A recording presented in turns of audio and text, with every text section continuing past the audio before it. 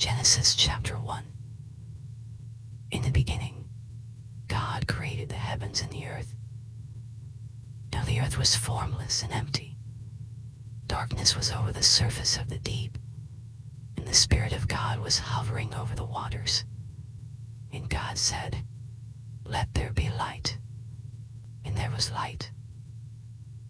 God saw that the light was good, and he separated the light from the darkness. God called the light day, and the darkness he called night. And there was evening, and there was morning, the first day. And God said, "Let there be a vault between the waters that separate water from water." So God made the vault and separated the water under the vault from the water above it. And it was so. God called the vault sky. And there was evening, and there was morning, the second day. And God said, "Let the water under the sky be gathered to one place, and let dry ground appear." And it was so. And God called the dry ground land, and the gathered waters he called seas. And God saw that it was good. Then God said, "Let the land produce vegetation, seed-bearing plants and trees on the land that bear fruit with seed in it, according to their various kinds." And it was so. The land produced vegetation, plants bearing seed according to their kinds, and trees bearing fruit with seed in it, according to their kinds. And God saw that it was good. And there was evening, and there was morning, the third day. And God said, "Let there be lights in the vault of the sky to separate the day from the night, and let them serve as signs to mark sacred times, and days, and years. And let them be lights in the vault of the sky to give light on the earth." And it was so. God made two great lights, the greater light to govern the day, and the lesser light to govern the night. He also made the stars. God set them in the vault of the sky to give light on the earth, to govern the day and the night, and to separate light from darkness. And God saw that it was good. And there was evening, and there was morning, the fourth day. And God said, "Let the water teem with living creatures, and let birds fly above the earth across the vault of the sky." So God created the great creatures of the sea, and every living thing with which the water teems, and that moves about in it, according to their kinds, and every winged bird according to its kind. And God saw that it was good. God blessed them and said, "Be fruitful and increase in number, and fill the water in the seas, and let the birds increase on the earth." And there was evening, and there was morning, the fifth day. And God said, "Let the land produce living creatures according to their kinds, the livestock, the creatures that move along the ground, and the wild animals, each according to its kind." And it was so.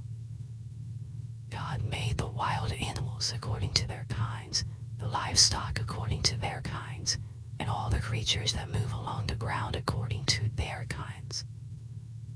And God saw that it was good. Then God said, "Let us make mankind in our image, in our likeness, so that they may rule over the fish in the sea, and the birds in the sky, over the livestock and all the wild animals, and over all the creatures that move along the ground." So God created mankind in his own image. In the image of God he created them. Male and female he created them. God blessed them and said to them, "Be fruitful and increase in number. Fill the earth and subdue it. Rule over the fish in the sea and the birds in the sky, and over every living creature that moves on the ground." Then God said, "I give you every seed-bearing plant on the face of the whole has fruit with seed in it. They will be yours for food. And to all the beasts of the earth and all the birds in the sky and all the creatures that move along the ground, everything that has the breath of life in it, I give every green plant for food. And it was so. God saw all that he had made, and it was very good. And there was evening, and there was morning, the sixth day. Genesis chapter 2. Thus the heavens and the earth were completed in all their vast array. By the seventh day, God had finished the work he had been doing. So on the seventh day, he rested from all his work. Then God blessed the seventh day and made it holy, because on it he rested from all the work of creating that he had done. This is the account of the heavens and the earth when they were created, when the Lord God made the earth and the heavens. Now no shrub had yet appeared on the earth, and no plant had yet sprung up, for the Lord God had not sent rain on the earth, and there was no one to work the ground. But streams came up from the earth and watered the whole surface of the ground. And the Lord God formed a man from the dust of the ground, and breathed into his nostrils the breath of life, and the man became a living being. Now the Lord God had planted a garden in the east, in Eden, and there he put the man he had formed. The Lord God made all kinds of trees grow out of the ground, trees that were pleasing to the eye and good for food. In the middle of the garden were the tree of life and the tree of the knowledge of good and evil. A river watering the garden flowed from Eden. From there it was separated into 4 headwaters. The name of the first is the Pishon. It winds through the entire land of Havilah, where there is gold. The gold of that land is good. Aromatic resin and onyx are also there. The name of the second river is the Gihon. It winds through the entire land of Cush. The name of the third river is the Tigris. It runs along the east side of Asher. And the fourth river is the Euphrates. The Lord God took the man and put him in the Garden of Eden to work it and take care of it. And the Lord God commanded the man, "You are free to eat from any tree in the garden, but you must not eat from the tree of the knowledge of good and evil, for when you eat from it, you will certainly die." The Lord God said, "It is not good for the man to be alone. I will make a helper suitable for him." Now the Lord God had formed out of the ground all the wild animals and all the birds in the sky. He brought them to the man to see what he would name them. And whatever the man called each living creature, that was its name. So the man gave names to all the livestock, the birds in the sky, and all the wild animals. But for Adam, no suitable helper was found. So the Lord God caused the man to fall into a deep sleep. And while he was sleeping, he took one of the man's ribs, and then closed up the place with flesh. Then the Lord God made a woman from the rib he had taken out of the man, and he brought her to the man. The man said, "This is now bone of my bones and flesh of my flesh. She shall be called woman, for she was taken out of man." That is why a man leaves his father and mother and is united to his wife, and they become one flesh. Adam and his wife were both naked, and they felt no shame.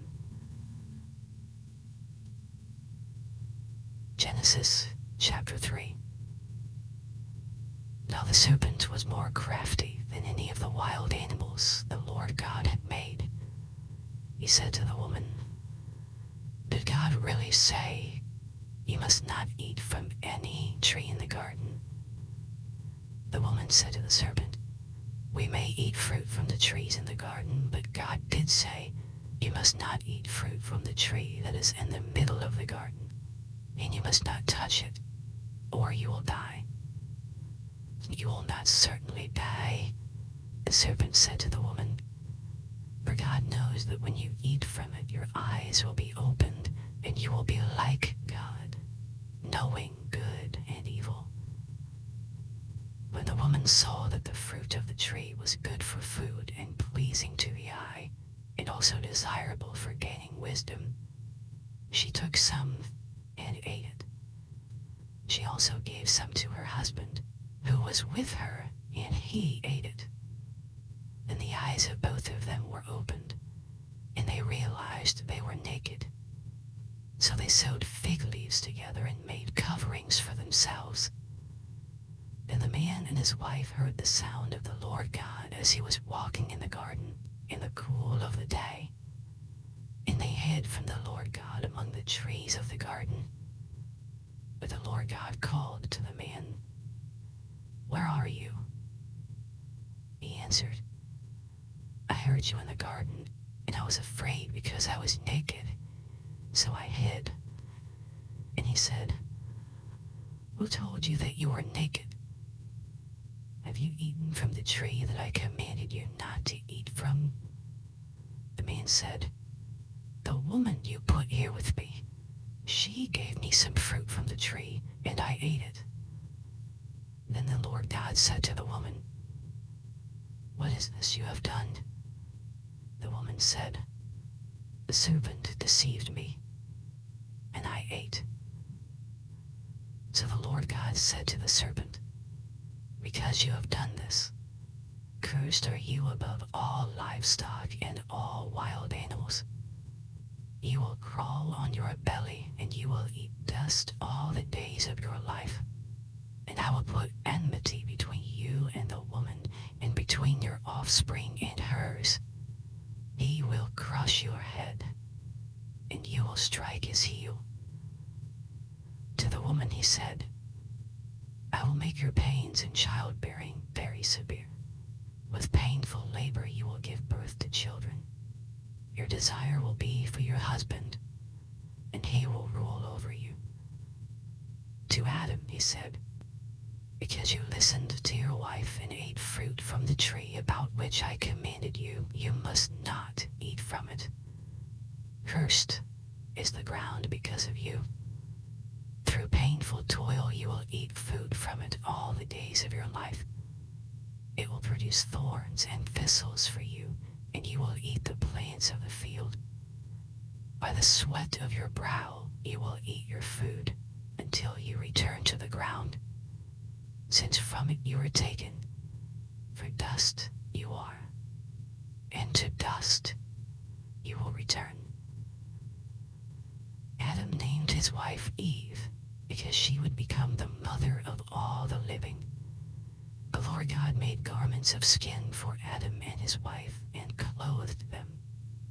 And the Lord God said, "The man has now become like one of us, knowing good and evil. He must not be allowed to reach out his hand and take also from the tree of life and eat and live forever." So the Lord God banished him from the Garden of Eden to work the ground from which he had been taken. After he drove the man out, he placed on the east side of the Garden of Eden cherubim and a flaming sword flashing back and forth to guard the way to the tree of life. Genesis chapter 4. Adam made love to his wife Eve, and she became pregnant and gave birth to Cain. She said, "With the help of the Lord I have brought forth a man." Later she gave birth to his brother Abel. Now Abel kept flocks, and Cain worked the soil. In the course of time, Cain brought some of the fruits of the soil as an offering to the Lord. And Abel also brought an offering, fat portions from some of the firstborn of his flock. The Lord looked with favor on Abel and his offering, but on Cain his offering, he did not look with favor. So Cain was very angry, and his face was downcast. Then the Lord said to Cain, "Why are you angry? Why is your face downcast? If you do what is right, will you not be accepted? But if you do not do what is right, sin is crouching at your door. It desires to have you, but you must rule over it." Now Cain said to his brother Abel, "Let's go out to the field." While they were in the field, Cain attacked his brother Abel and killed him. Then the Lord said to Cain, "Where is your brother Abel?" "I don't know," he replied. "Am I my brother's keeper?" The Lord said, "What have you done? Listen, your brother's blood cries out to me from the ground.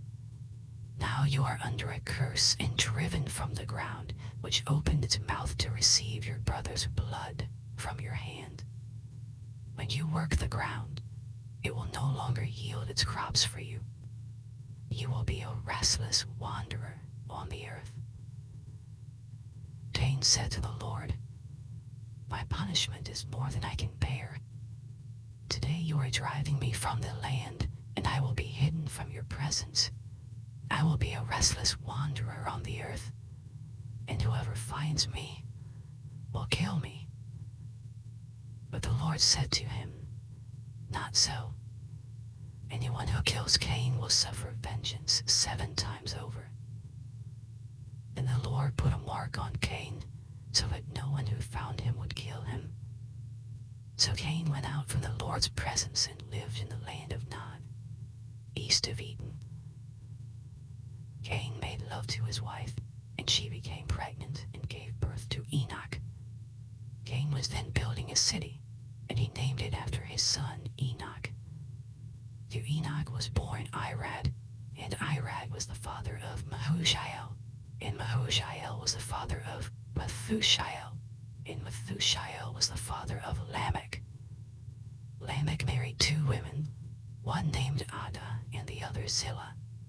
Ada gave birth to Jabal. He was the father of those who live in tents and raise livestock. His brother's name was Jubal. He was the father of all who play stringed instruments and pipes.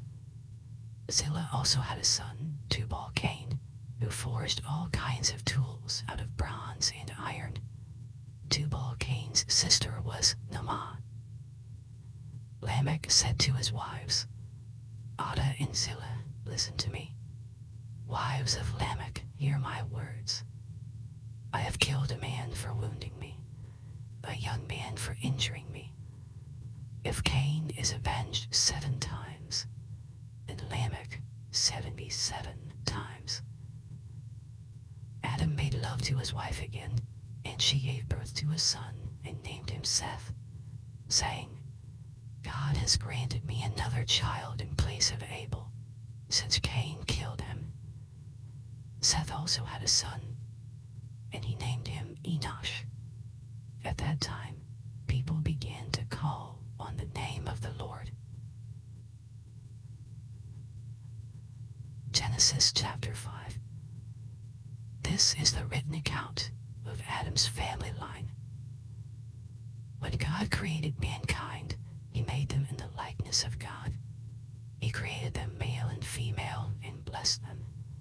And he named them mankind when they were created. When Adam had lived 130 years, he had a son in his own likeness, in his own image, and he named him Seth. After Seth was born, Adam lived 800 years and had other sons and daughters. Altogether, Adam lived a total of 930 years, and then he died. When Seth had lived 105 years, he became the father of Enosh. After he became the father of Enosh, Seth lived 807 years and had other sons and daughters. Altogether, Seth lived a total of 912 years, and then he died. When Enosh had lived 90 years, he became the father of Kenan. After he became the father of Canaan, Enosh lived 815 years and had other sons and daughters. Altogether, Enosh lived a total of 905 years, and then he died. When Canaan had lived 70 years, he became the father of Mahalalel. After he became the father of Mahalalel, Canaan lived 840 years and had other sons and daughters. Altogether, Canaan lived a total of 910 years, and then he died. When Mahalalel had lived 65 years, he became the father of Jared. After he became the father of Jared, Mahalalel lived 830 years and had other sons and daughters. Altogether, Mahalalel lived a total of 895 years, and then he died. When Jared had lived 162 years, he became the father of Enoch. After he became the father of Enoch, Jared lived 800 years and had other sons and daughters. Altogether, Jared lived a total of 962 years, and then he died. When Enoch had lived 65 years, he became the father of Methuselah. After he became the father of Methuselah, Enoch walked faithfully with God 300 years and had other sons and daughters. Altogether, Enoch lived a total of 365 years. Enoch walked faithfully with God. Then he was no more, because God took him away. When Methuselah had lived 187 years, he became the father of Lamech. After he became the father of Lamech, Methuselah lived 782 years and had other sons and daughters. Altogether, Methuselah lived a total of 969 years, and then he died. When Lamech had lived 182 years, he had a son. He named him Noah and said, "He will comfort us in the labor and painful toil of our hands, caused by the ground the Lord has cursed." After Noah was born, Lamech lived 595 years and had other sons and daughters. Altogether, Lamech lived a total of 777 years, and then he died. After Noah was 500 years old, he became the father of Shem, Ham, and Japheth. Genesis chapter 6. When human beings began to increase in number on the earth, and daughters were born to them, the sons of God saw that the daughters of humans were beautiful, and they married any of them they chose. Then the Lord said, "My spirit will not contend with humans forever, for they are mortal. Their days will be 120 years. The Nephilim were on the earth in those days, and also afterward, when the sons of God went to the daughters of humans and had children by them. They were the heroes of old, men of renown. The Lord saw how great the wickedness of the human race had become on the earth, and that every inclination of the thoughts of the human heart was only evil all the time. The Lord regretted that he had made human beings on the earth, and his heart was deeply troubled. So the Lord said, "I will wipe from the face of the earth the human race I have created, and with them the animals, the birds, and the creatures that move along the ground, for I regret that I have made them." But Noah found favor in the eyes of the Lord. This is the account of Noah and his family. Noah was a righteous man, blameless among the people of his time, and he walked faithfully with God. Noah had 3 sons, Shem, Ham, and Japheth. Now the earth was corrupt in God's sight and was full of violence. God saw how corrupt the earth had become, for all the people on earth had corrupted their ways. So God said to Noah, "I am going to put an end to all people, for the earth is filled with violence because of them. I am surely going to destroy both them and the earth. So make yourself an ark of cypress wood. Make rooms in it, and coat it with pitch inside and out. This is how you are to build it. The ark is to be 300 cubits long, 50 cubits wide, and 30 cubits high. Make a roof for it, leaving below the roof an opening 1 cubit high all around. Put a door in the side of the ark and make lower, middle, and upper decks. I am going to bring flood waters on the earth to destroy all life under the heavens. Every creature that has the breath of life in it. Everything on earth will perish.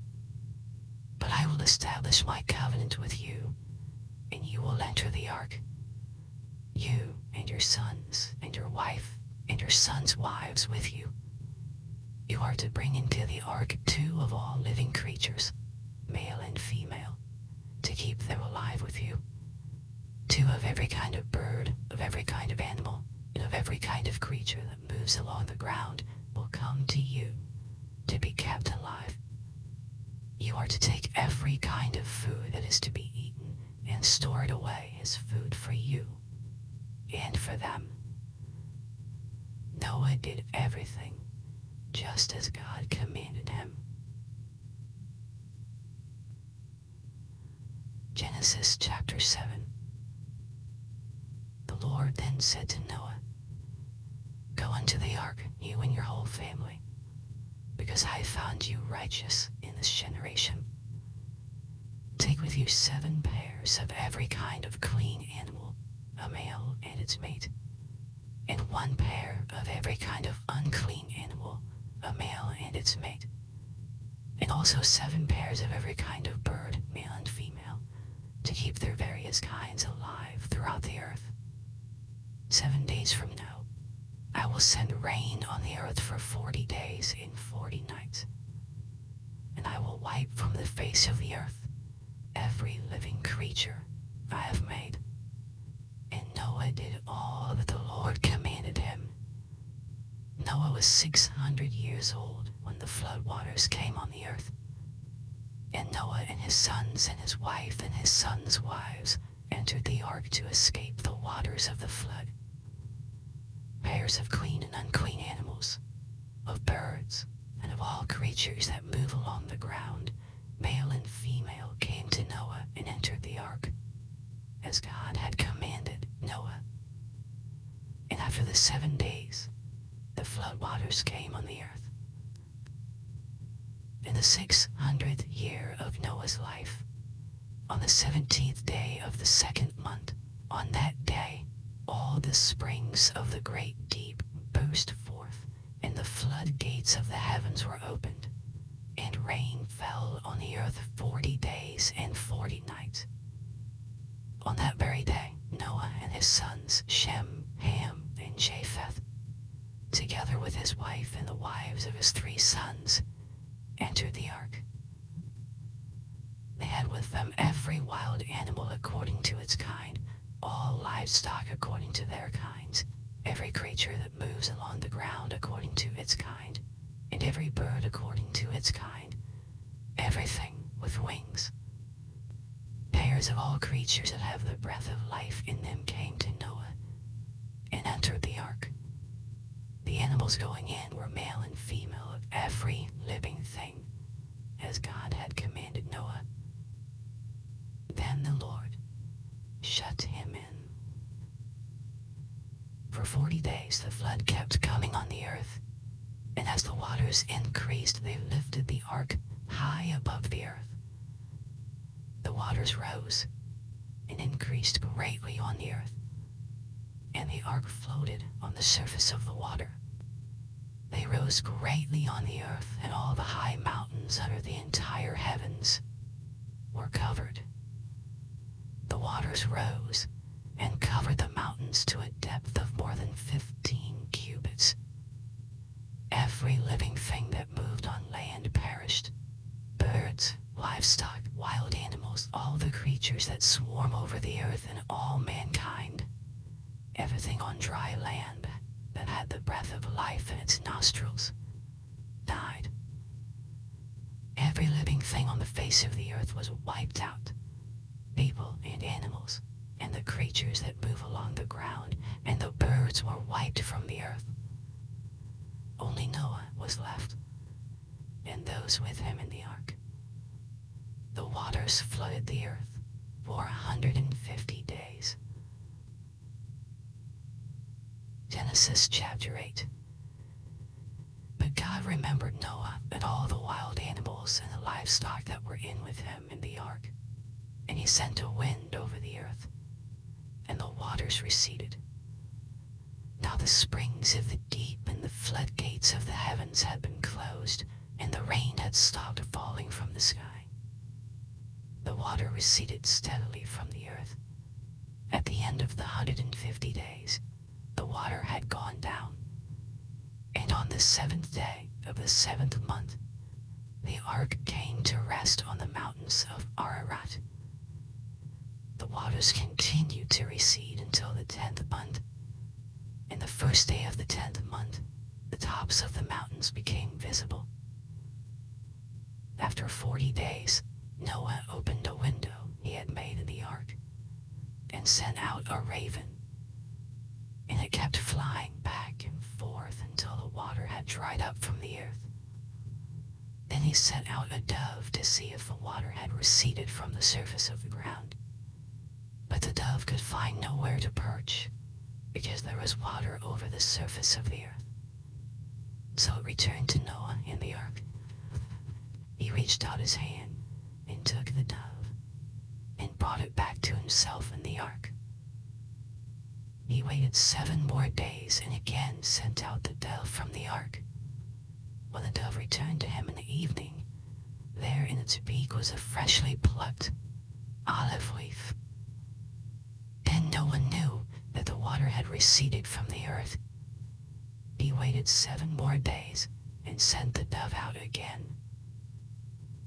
But this time, it did not return to him. By the first day of the 1st month of Noah's 601st year, the water had dried up from the earth.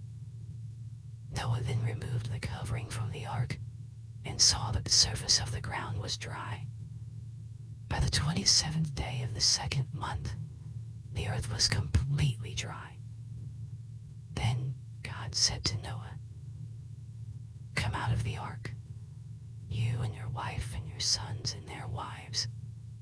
Bring out every kind of living creature that is with you, the birds, the animals, and all the creatures that move along the ground, so they can multiply on the earth and be fruitful and increase in number on it."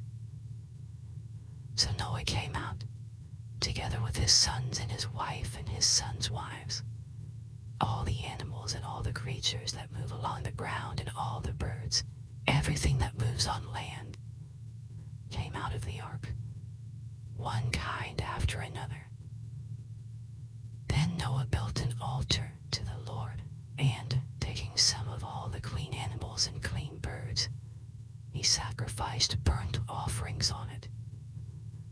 The Lord smelled the pleasing aroma and said in his heart, "Never again will I curse the ground because of humans, even though every inclination of the human heart is evil from childhood. And never again will I destroy all living creatures, as I have done. As long as the earth endures, seed time and harvest, cold and heat, summer and winter, day and night, will never cease." Genesis chapter 9. Then God blessed Noah and his sons, saying to them, "Be fruitful and increase in number and fill the earth. The fear and dread of you will fall on all the beasts of the earth, and on all the birds in the sky, on every creature that moves along the ground, and on all the fish in the sea. They are given into your hands. Everything that lives and moves about will be food for you, just as I gave you the green plants. I now give you everything. But you must not eat meat that has its lifeblood still in it, and for your lifeblood I will surely demand an accounting. I will demand an accounting from every animal, and from each human being too. I will demand an accounting for the life of another human being. Whoever sheds human blood, by humans shall their blood be shed. For in the image of God has God made mankind. As for you, be fruitful and increase in number, multiply on the earth and increase upon it. Then God said to Noah and to his sons with him, I now establish my covenant with you and with your descendants after you, and with every living creature that was with you, the birds, the livestock, and all the wild animals, all those that came out of the ark with you, every living creature on earth. I will establish my covenant with you. Never again will all life be destroyed by the waters of a flood. Never again will there be a flood to destroy the earth. And God said, This is the sign of the covenant I am making between me and you and every living creature with you, a covenant for all generations to come. I have set my rainbow in the clouds, and it will be the sign of the covenant between me and the earth. Whenever I bring clouds over the earth and the rainbow appears in the clouds, I will remember my covenant between me and you and all living creatures of every kind. Never again will the waters become a flood to destroy all earth. Whenever the rainbow appears in the clouds, I will see it and remember the everlasting covenant between God and all living creatures of every kind on the earth.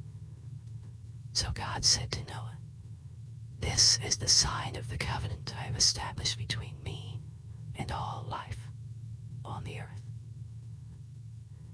The sons of Noah who came out of the ark were Shem, Ham, and Japheth. Ham was the father of Canaan. These were the three sons of Noah, and from them came the people who were scattered over the whole earth. Noah, a man of the soil, proceeded to plant a vineyard. When he drank some of its wine, he became drunk and lay uncovered inside his tent. Ham, the father of Canaan, saw his father naked and told his two brothers outside. But Shem and Japheth took a garment and laid it across their shoulders. Then they walked in backward and covered their father's naked body. Their faces were turned the other way, so that they would not see their father naked. When Noah awoke from his wine and found out what his youngest sons had done to him, he said, Cursed be Canaan. The lowest of slaves will he be to his brothers. He also said, Praise be to the Lord, the God of Shem. May Canaan be the slave of Shem. May God extend Japheth's territory. May Japheth live in the tents of Shem, and may Canaan be the slave of Japheth. After the flood, Noah lived 350 years. Noah lived a total of 950 years, and then he died. Genesis chapter 10. This is the account of Shem, Ham, and Japheth, Noah's sons, who themselves had sons after the flood. The sons of Japheth, Gomer, Magog, Madai, Javan, Jubal, Meshach, and Tiras.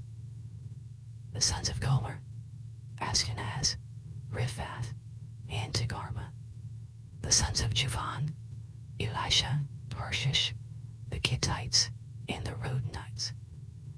For these the maritime peoples spread out into their territories by their clans within their nations, each with its own language.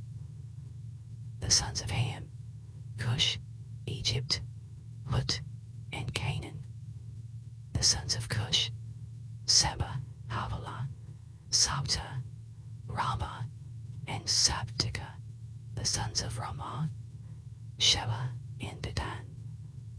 Cush was the father of Nimrod. who became a mighty warrior on the earth. He was a mighty hunter before the Lord. That is why it is said, like Nimrod, a mighty hunter before the Lord. The first centers of his kingdom were Babylon, Uruk, Akkad, and Calneh in Shinar. From that land he went to Assyria, where he built Nineveh, Rehoboth-ir, Calah, and Resen, which is between Nineveh and Calah, which is the great city. Egypt was the father of the Ludites, Anamites, Lehabites, Naphtuhites, Hathrusites, Caslahites, from whom the Philistines came, and Caphtorites. Canaan was the father of Sidon, his firstborn, and of the Hittites, Jebusites, Amorites, Girgashites, Hivites, Archites, Sinites, Arvadites, Samarites, and Hamathites. Later the Canaanite clans scattered, and the borders of Canaan reached from Sidon toward Gerar as far as Gaza, and then toward Sodom, Gomorrah, Admah, and Seboim, as far as Lasha. These are the sons of Ham by their clans and languages, in their territories and nations. Sons were also born to Shem, whose older brother was Japheth. Shem was the ancestor of all the sons of Eber. The sons of Shem, Elam, Asher, Arphaxad, Lud, and Aram. The sons of Aram, Uz, Hul, Gether, and Meshech. Arphaxad was the father of Shelah, and Shelah the father of Eber. 2 sons were born to Eber. One was named Peleg, because in his name the earth was divided. His brother was named Joktan. Joktan was the father of Almadad, Sheleth, Hazarmaveth, Jerah, Hadoram, Uzal, Diklah, Obal, Abimael, Sheba, Ophir, Havilah, and Jobab. All these were sons of Joktan. The region where they lived stretched from Mesha toward Zephar in the eastern hill country. These are the sons of Shem by their clans and languages, in their territories and nations. These are the clans of Noah's sons, according to their lines of descent within their nations. From these nations spread out over the earth after the flood. Genesis chapter 11. Now the whole world had one language and a common speech. As people moved eastward, they found a plain in Shinar and settled there. They said to each other, "Come, let's make bricks and bake them thoroughly." They used brick instead of stone, and tar for mortar. Then they said, "Come, let us build ourselves a city with a tower that reaches to the heavens, so that we may make a name for ourselves. Otherwise, we will be scattered over the face of the earth." But the Lord came down to see the city and the tower the people were building. The Lord said, "If as one people speaking the same language they have begun to do this, then nothing they plan to do will be impossible for them. Come, let us go down and confuse their language, so they will not understand each other." So the Lord scattered them from there over all the earth, and they stopped building the city. That is why it is called Babel, because there the Lord confused the language of the whole world. From there the Lord scattered them over the face of the whole earth. This is the account of Shem's family line. 2 years after the flood, when Shem was 100 years old, he became the father of Arphaxad. And after he became the father of Arphaxad, Shem lived 500 years and had other sons and daughters. When Arphaxad had lived 35 years, he became the father of Shelah. And after he became the father of Shelah, Arphaxad lived 403 years and had other sons and daughters. When Shelah had lived 30 years, he became the father of Eber. And after he became the father of Eber, Shelah lived 403 years and had other sons and daughters. When Eber had lived 34 years, he became the father of Peleg. And after he became the father of Peleg, Eber lived 430 years and had other sons and daughters. When Peleg had lived 30 years, he became the father of Reu. And after he became the father of Reu, Peleg lived 209 years and had other sons and daughters. When Reu had lived 32 years, he became the father of Serug. And after he became the father of Serug, Reu lived 207 years and had other sons and daughters. When Serug had lived 30 years, he became the father of Nahor.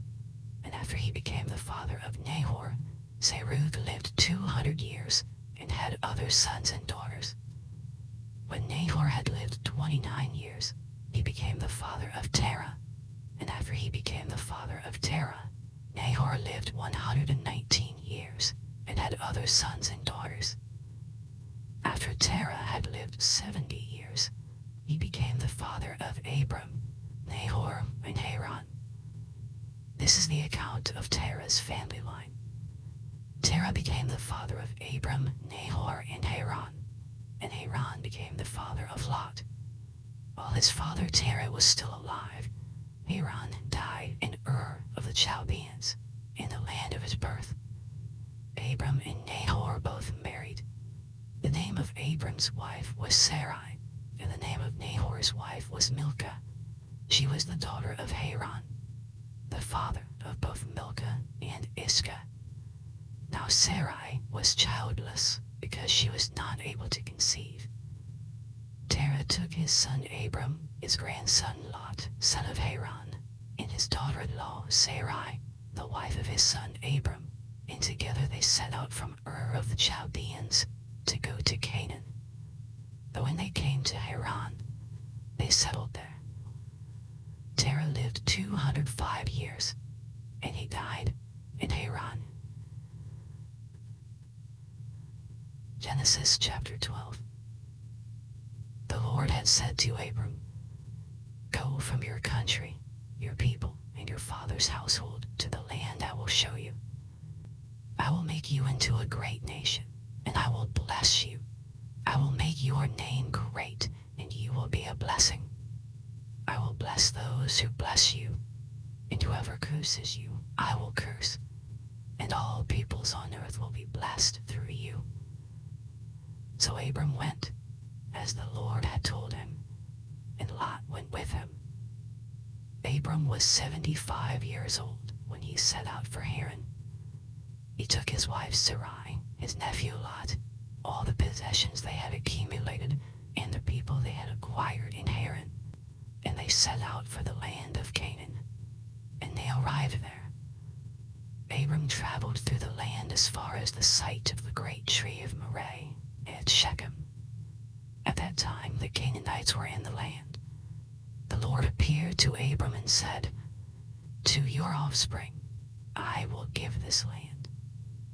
So he built an altar there to the Lord, who had appeared to him. From there he went on toward the hills east of Bethel and pitched his tent, with Bethel on the west and Ai on the east. There he built an altar to the Lord and called on the name of the Lord. Then Abram set out and continued toward the Negev. Now there was a famine in the land, and Abram went down to Egypt to live there for a while because the famine was severe. As he was about to enter Egypt, he said to his wife Sarai, "I know what a beautiful woman you are. When the Egyptians see you, they will say, 'This is his wife.' Then they will kill me, but will let you live. Say you are my sister, so that I will be treated well for your sake, and my life will be spared because of you." When Abram came to Egypt, the Egyptians saw that Sarai was a very beautiful woman. And when Pharaoh's officials saw her, they praised her to Pharaoh, and she was taken into his palace. He treated Abram well for her sake, And Abram acquired sheep and cattle, male and female donkeys, male and female servants, and camels. But the Lord inflicted serious diseases on Pharaoh and his household because of Abram's wife Sarai. So Pharaoh summoned Abram. "What have you done to me?" he said. "Why didn't you tell me she was your wife?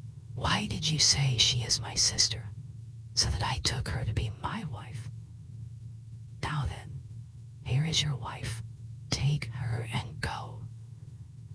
Then Pharaoh gave orders about Abram to his men, and they sent him on his way with his wife and everything he had. Genesis chapter 13. So Abram went up from Egypt to the Negev with his wife and everything he had, and Lot went with him.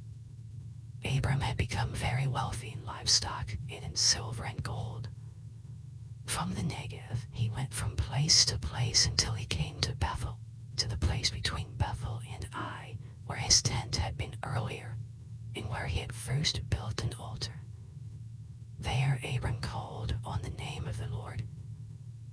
Now Lot, who was moving about with Abram, also had flocks and herds and tents, but the land could not support them while they stayed together, for their possessions were so great that they were not able to stay together. And quarreling arose between Abram's herders and Lot. The Canaanites and Perizzites were also living in the land at that time. So Abram said to Lot, "Let's not have any quarreling between you and me, or between your herders and mine, for we are close relatives. Is not the whole land before you? Let's part company. If you go to the left, I'll go to the right. If you go to the right, I'll go to the left." Lot looked around and saw that the whole plain of the Jordan toward Zoar was well watered, like the garden of the Lord, like the land of Egypt. This was before the Lord destroyed Sodom and Gomorrah. So Lot chose for himself the whole plain of the Jordan and set out toward the east. The two men parted company. Abram lived in the land of Canaan, while Lot lived among the cities of the plain and pitched his tents near Sodom. Now the people of Sodom were wicked and were sinning greatly against the Lord. The Lord said to Abram after Lot had parted from him, "Look around from where you are, to the north and south, to the east and west. All the land that you see I will give to you and your offspring forever. I will make your offspring like the dust of the earth, so that if anyone could count the dust, then your offspring could be counted. Go, walk through the length and breadth of the land, for I am giving it to you." So Abram went to live near the great trees of Mamre at Hebron, where he pitched his tents.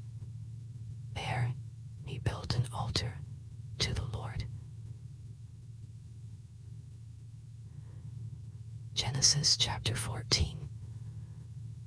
At the time when Amraphel was king of Shinar, Arioch king of Elasar, Kedorlaomer king of Elam, and Tidal king of Goyim, these kings went to war against Birhah king of Sodom, Birsha king of Gomorrah, Shinab king of Admah, Shemeber king of Zeboim, and the king of Bela, that is Zoar. All these latter kings joined forces in the valley of Siddim, that is the Dead Sea Valley. For 12 years they had been subject to Kedorlaomer, but in the 13th year they rebelled. In the 14th year, Kedorlaomer and the kings allied with him went out and defeated the Rephaites in Ashtaroth Karnaim, the Zuzites in Ham, the Emites in Shaveh Kiriathaim, and the Horites in the hill country of Seir, as far as El Paran near the desert. Then they turned back and went to En-Mishpat, that is Kadesh, and they conquered the whole territory of the Amalekites, as well as the Amorites who were living in Hazazon Tamar. Then the king of Sodom, the king of of Gomorrah, the king of Admah, the king of Zeboim, and the king of Bilhah, that is Zoar, marched out and drew up their battle lines in the valley of Sodom against Kedorlaomer, king of Elam, Tidal, king of Goyim, Amraphel, king of Shinar, and Arioch, king of Elasar. 4 kings against 5. Now the valley of Sodom was full of tar pits, and when the kings of Sodom and Gomorrah fled, some of the men fell into them, and the rest fled to the hills. The 4 kings seized all the goods of Sodom and Gomorrah and all their food. Then they went away. They also carried off Abram's nephew Lot and his possessions, since he was living in Sodom. A man who had escaped came and reported this to Abram the Hebrew. Now Abram was living near the great trees of Mamre, the Amorite, a brother of Eshcol and Aner, all of whom were allied with Abram. When Abram heard that his relative had been taken captive, he called out the 318 trained men born in his household and went in pursuit as far as Dan. During the night, Abram divided his men to attack them, and he routed them, pursuing them as far as Hobah, north of Damascus. He recovered all the goods and brought back his relative Lot and his possessions, together with the women and the other people. After Abram returned from defeating Kedorlaomer and the kings allied with him, the king of Sodom came out to meet him in the valley of Shaveh, that is, the king's valley. Then Melchizedek, king of Salem, brought out bread and wine. He was priest of God Most High, and he blessed Abram, saying, "Blessed be Abram by God Most High, creator of heaven and earth, and praise be to God Most High, who delivered your enemies into your hand." Then Abram gave him 1/10 of everything. The king of Sodom said to Abram, "Give me the people and keep the goods for yourself." But Abram said to the king of Sodom, with raised hand, "I have sworn an oath to the Lord God Most High, creator of heaven and earth, that I will accept nothing belonging to you, not even a thread or the strap of a sandal, so that you will never be able to say, 'I made Abram rich.' I will accept nothing but what my men have eaten, and let the share that belongs to the men who went with me, to Aner, Eshcol, and Mamre, let them have their share." Genesis 15. After this, the word of the Lord came to Abram in a vision. "Do not be afraid, Abram. I am your shield, your very great reward." But Abram said, "Sovereign Lord, what can you give me since I remain childless, and the one who will inherit my estate is Eliezer of Damascus?" And Abram said, "You have given me no children, so a servant in my household will be my heir." Then the word of the Lord came to him, "This man will not be your heir, but a son, who is your own flesh and blood, will be your heir." He took him outside and said, "Look up at the sky and count the stars, if indeed you can count them." Then he said to him, "So shall your offspring be." Abram believed the Lord, and he credited it to him as righteousness. He also said to him, "I am the Lord who brought you out of Ur of the Chaldeans to give you this land, to take possession of it." But Abram said, "Sovereign Lord, how can I know that I will gain possession of it?" So the Lord said to him, "Bring me a heifer, a goat, and a ram, each 3 years old, along with a dove and a young pigeon." Abram brought all these to him, cut them in two, and arranged the halves opposite each other. The birds, however, he did not cut in half. Then birds of prey came down on the carcasses, but Abram drove them away. As the sun was setting, Abram fell into a deep sleep, and a thick and dreadful darkness came over him. Then the Lord said to him, "Know for certain that for 400 years your descendants will be strangers in a country not their own, and that they will be enslaved and mistreated there. But I will punish the nation they serve as slaves, and afterward they will come out with great possessions. You, however, will go to your ancestors in peace and be buried at a good old age. In the 4th generation your descendants will come back here, for the sin of the Amorites has not yet reached its full measure." When the sun had set and darkness had fallen, a smoking firepot with a blazing torch appeared and passed between the pieces. On that day, the Lord made a covenant with Abram and said, "To your descendants I give this land, from the Wadi of Egypt to the great river, the Euphrates, the land of the Kenites, Kenizzites, Kadmonites, Hittites, Perizzites, Rephaites, Amorites, Canaanites, Girgashites, and Jebusites." Genesis chapter 16. Now Sarai, Abram's wife, had borne him no children, but she had an Egyptian slave named Hagar. So she said to Abram, "The Lord has kept me from having children. Go, sleep with my slave. Perhaps I can build a family through her." Abram agreed to what Sarai said. So after Abram had been living in Canaan 10 years, Sarai, his wife, took her Egyptian slave Hagar and gave her to her husband to be his wife. He slept with Hagar, and she conceived. When she knew she was pregnant, she began to despise her mistress. Then Sarai said to Abram, "You are responsible for the wrong I am suffering. I put my slave in your arms, and now that she knows she is pregnant, she despises me. May the Lord judge between you and me." "Your slave is in your hands," Abram said. "Do with her whatever you think is best." Then Sarai mistreated Hagar, so she fled from her.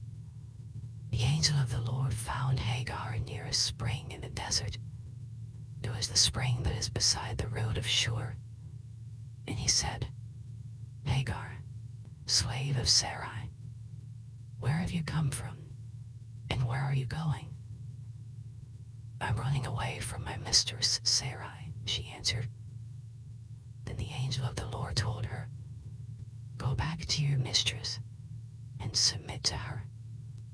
The angel added, "I will increase your descendants so much that they will be too numerous to count." The angel of the Lord also said to her, "You are now pregnant, and you will give birth to a son. You shall name him Ishmael, for the Lord has heard your misery. He will be a wild donkey of a man. His hand will be against everyone, and everyone's hand against him, and he will live in hostility toward all his brothers." She gave this name to the Lord who spoke to her, "You are the God who sees me." For she said, "I have now seen the one who sees me." That is why the well was called Birlahai-Roi. It is still there, between Kadesh and Bered. So Hagar bore Abram a son, and Abram gave the name Ishmael to the son she had born. Abram was 86 years old when Hagar bore him Ishmael. Genesis chapter 17. When Abram was 99 years old, the Lord appeared to him and said, "I am God Almighty. Walk before me faithfully and be blameless. Then I will make my covenant between me and you, and will greatly increase your numbers." Abram fell face down, and God said to him, "As for me, this is my covenant with you. You will be the father of many nations. No longer will you be called Abram,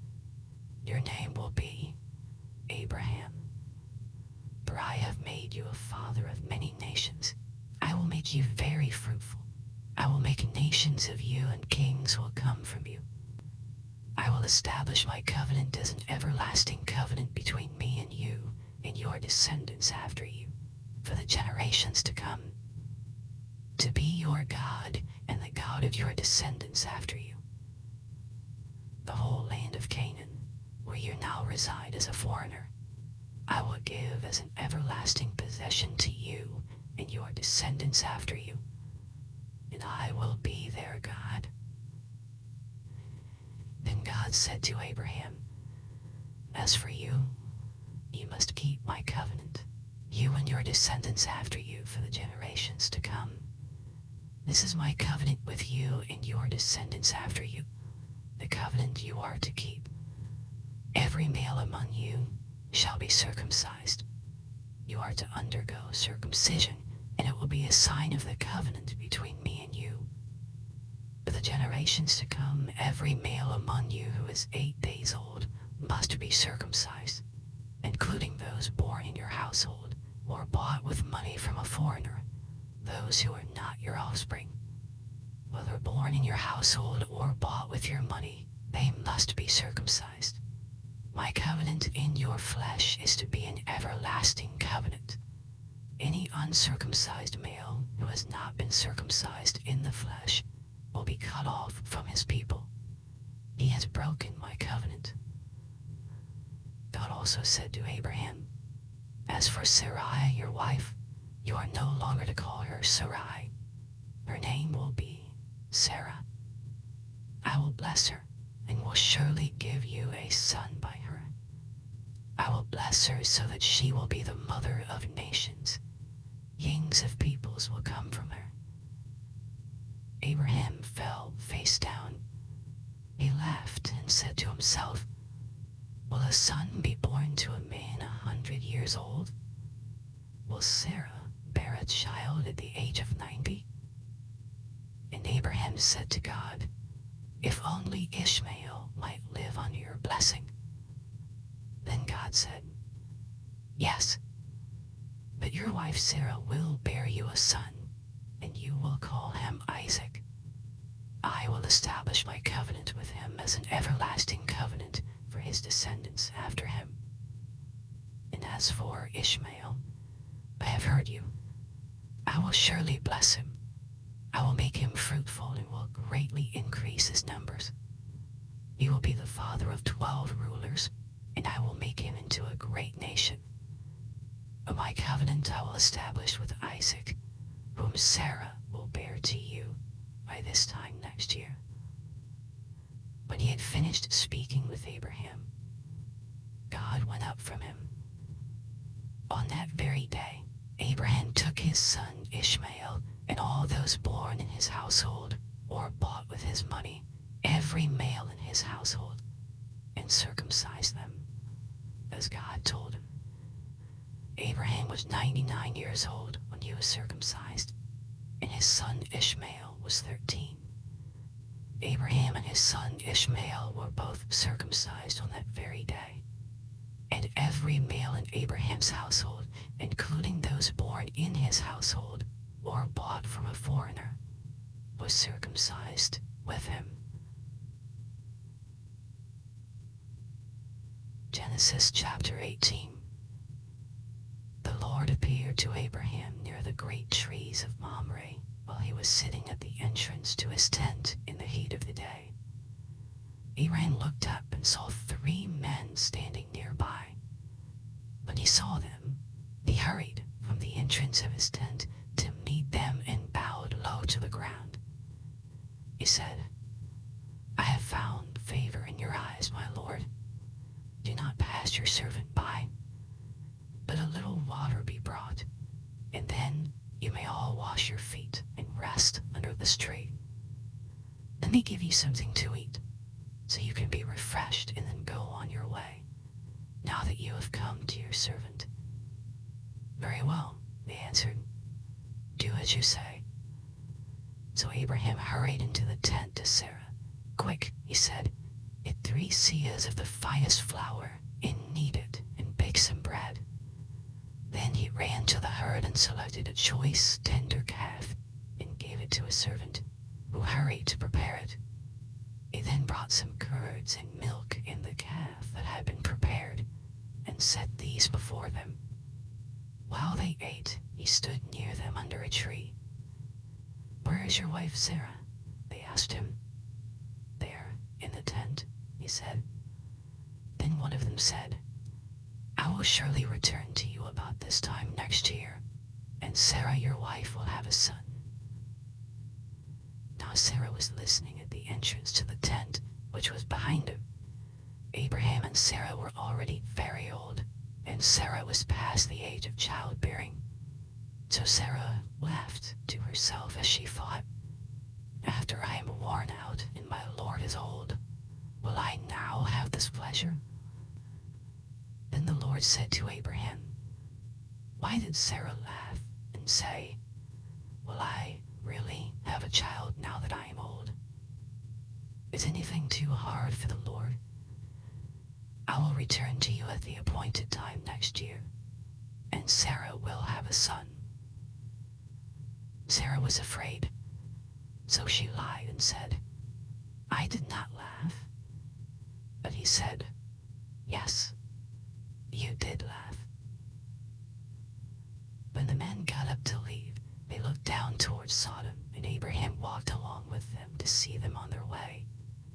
Then the Lord said, "Shall I hide from Abraham what I am about to do? Abraham will surely become a great and powerful nation, and all nations on earth will be blessed through him. For I have chosen him, so that he will direct his children and his household after him, to keep the way of the Lord by doing what is right and just, so that the Lord will bring about for Abraham what he has promised him."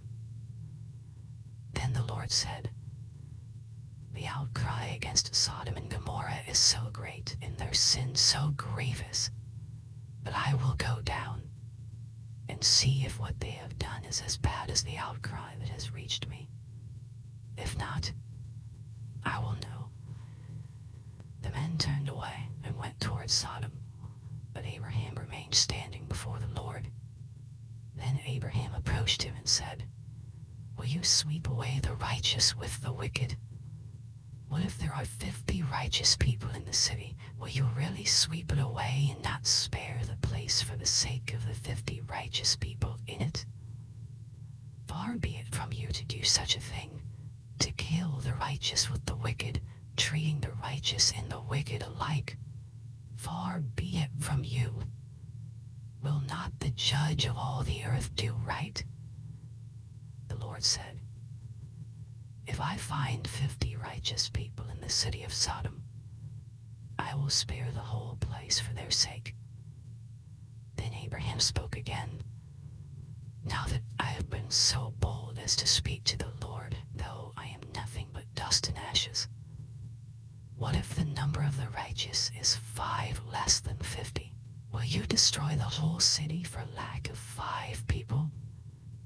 If I find 45 there," he said, "I will not destroy it."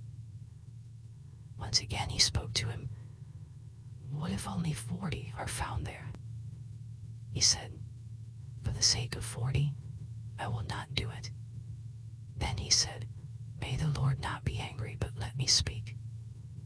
What if only 30 can be found there?" He answered, "I will not do it if I find 30 there." Abraham said, "Now that I have been so bold as to speak to the Lord, what if only 20 can be found there?" He said, "For the sake of 20, I will not destroy it." Then he said, "May the Lord not be angry, but let me speak just once more. What if only 10 can be found there?" He answered, "For the sake of 10, I will not destroy it." When the Lord had finished speaking with Abraham, he left, and Abraham returned home. Genesis chapter 19. The 2 angels arrived at Sodom in the evening, and Lot was sitting in the gateway of the city.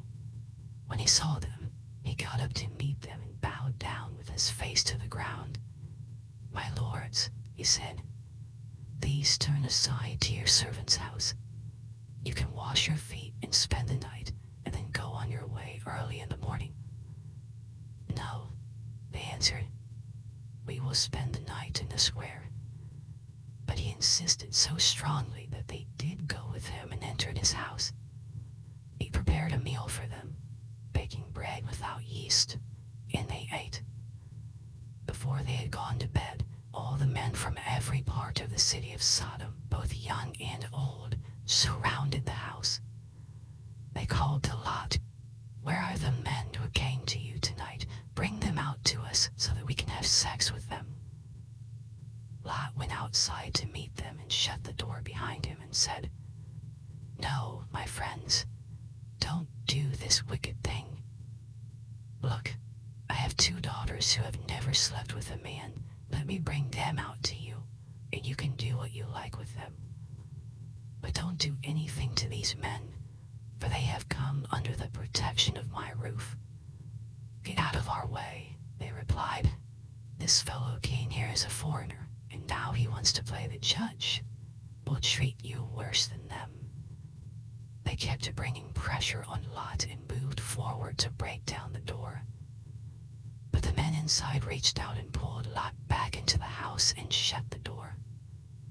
They then struck the men who were at the door of the house, young and old, with blindness, so that they could not find the door. The 2 men said to Lot, "Do you have anyone else here? Sons-in-law, sons or daughters, or anyone else in the city who belongs to you? Get them out of here, because we are going to destroy this place.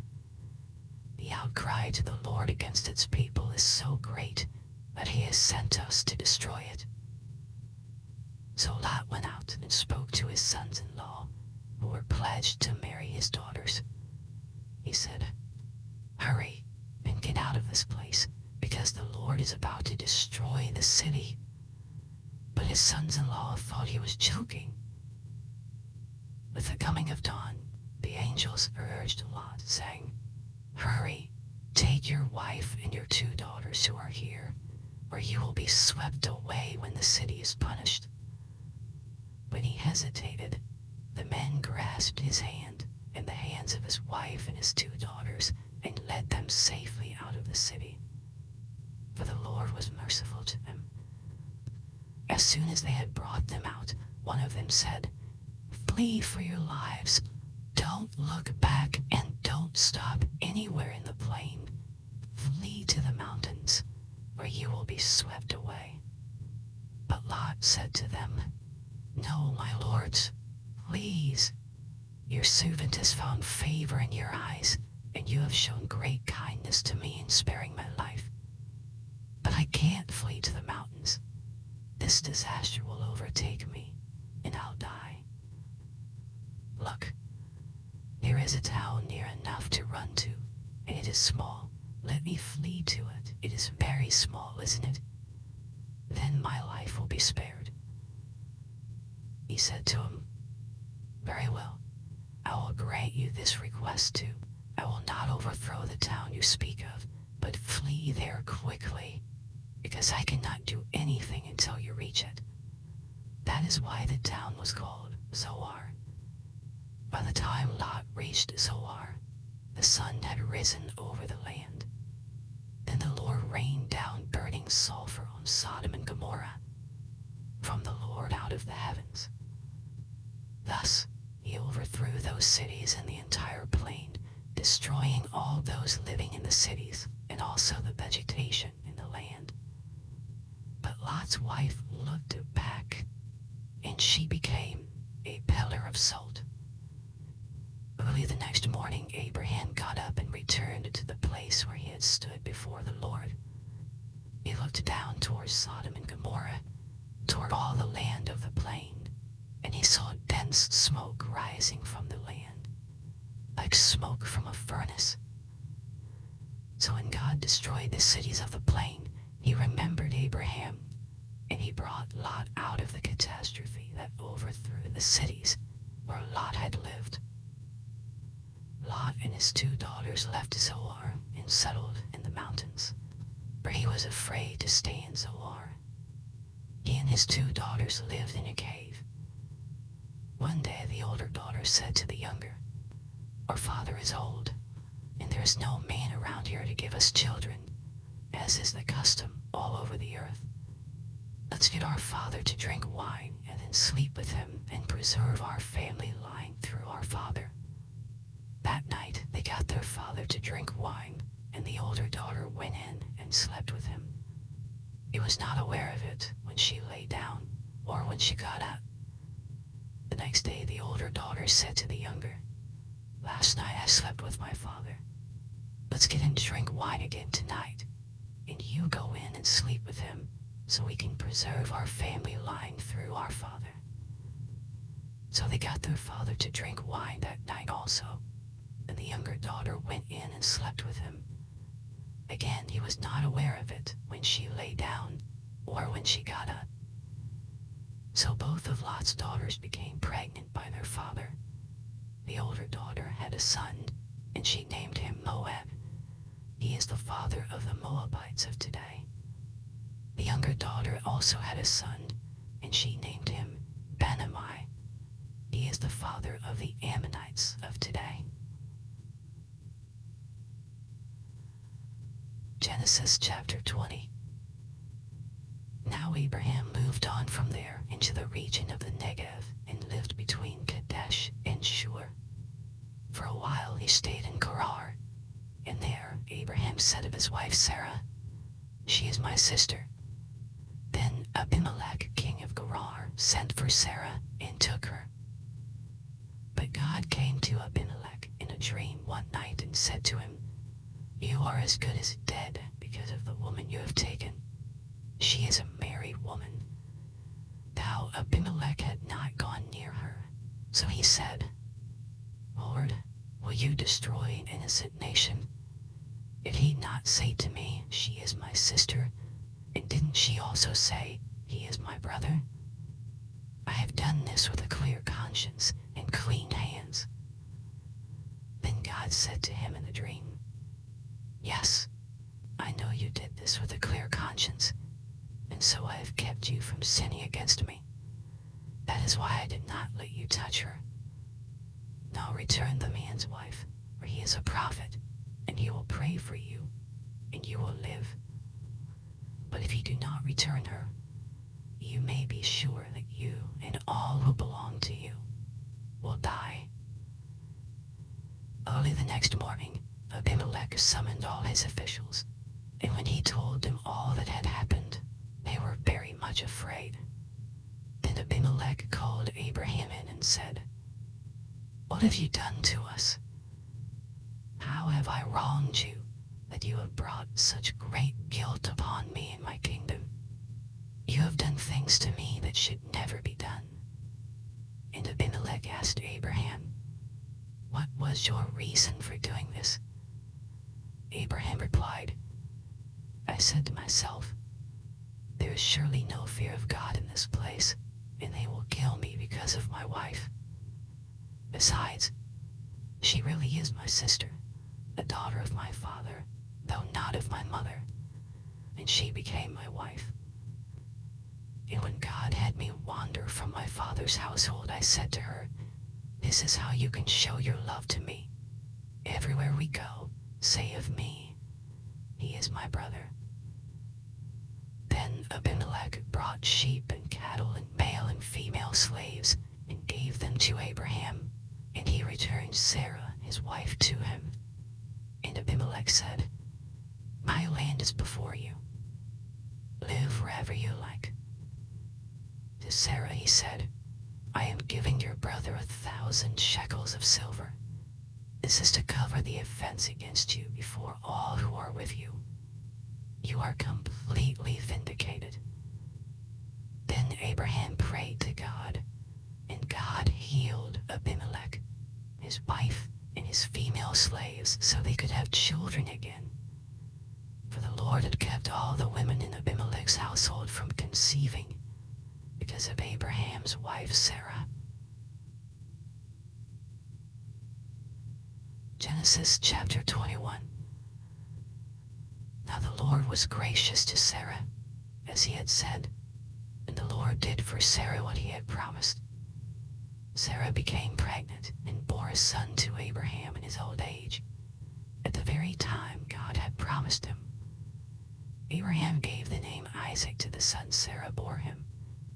When his son Isaac was 8 days old, Abraham circumcised him, as God commanded him. Abraham was 100 years old when his son Isaac was born to him. Sarah said, "God has brought me laughter, and everyone who hears about this will laugh with me." And she added, "Who would have said to Abraham that Sarah would nurse children? Yet I have borne him a son in his old age." The child grew and was weaned, and on the day Isaac was weaned, Abraham held a great feast.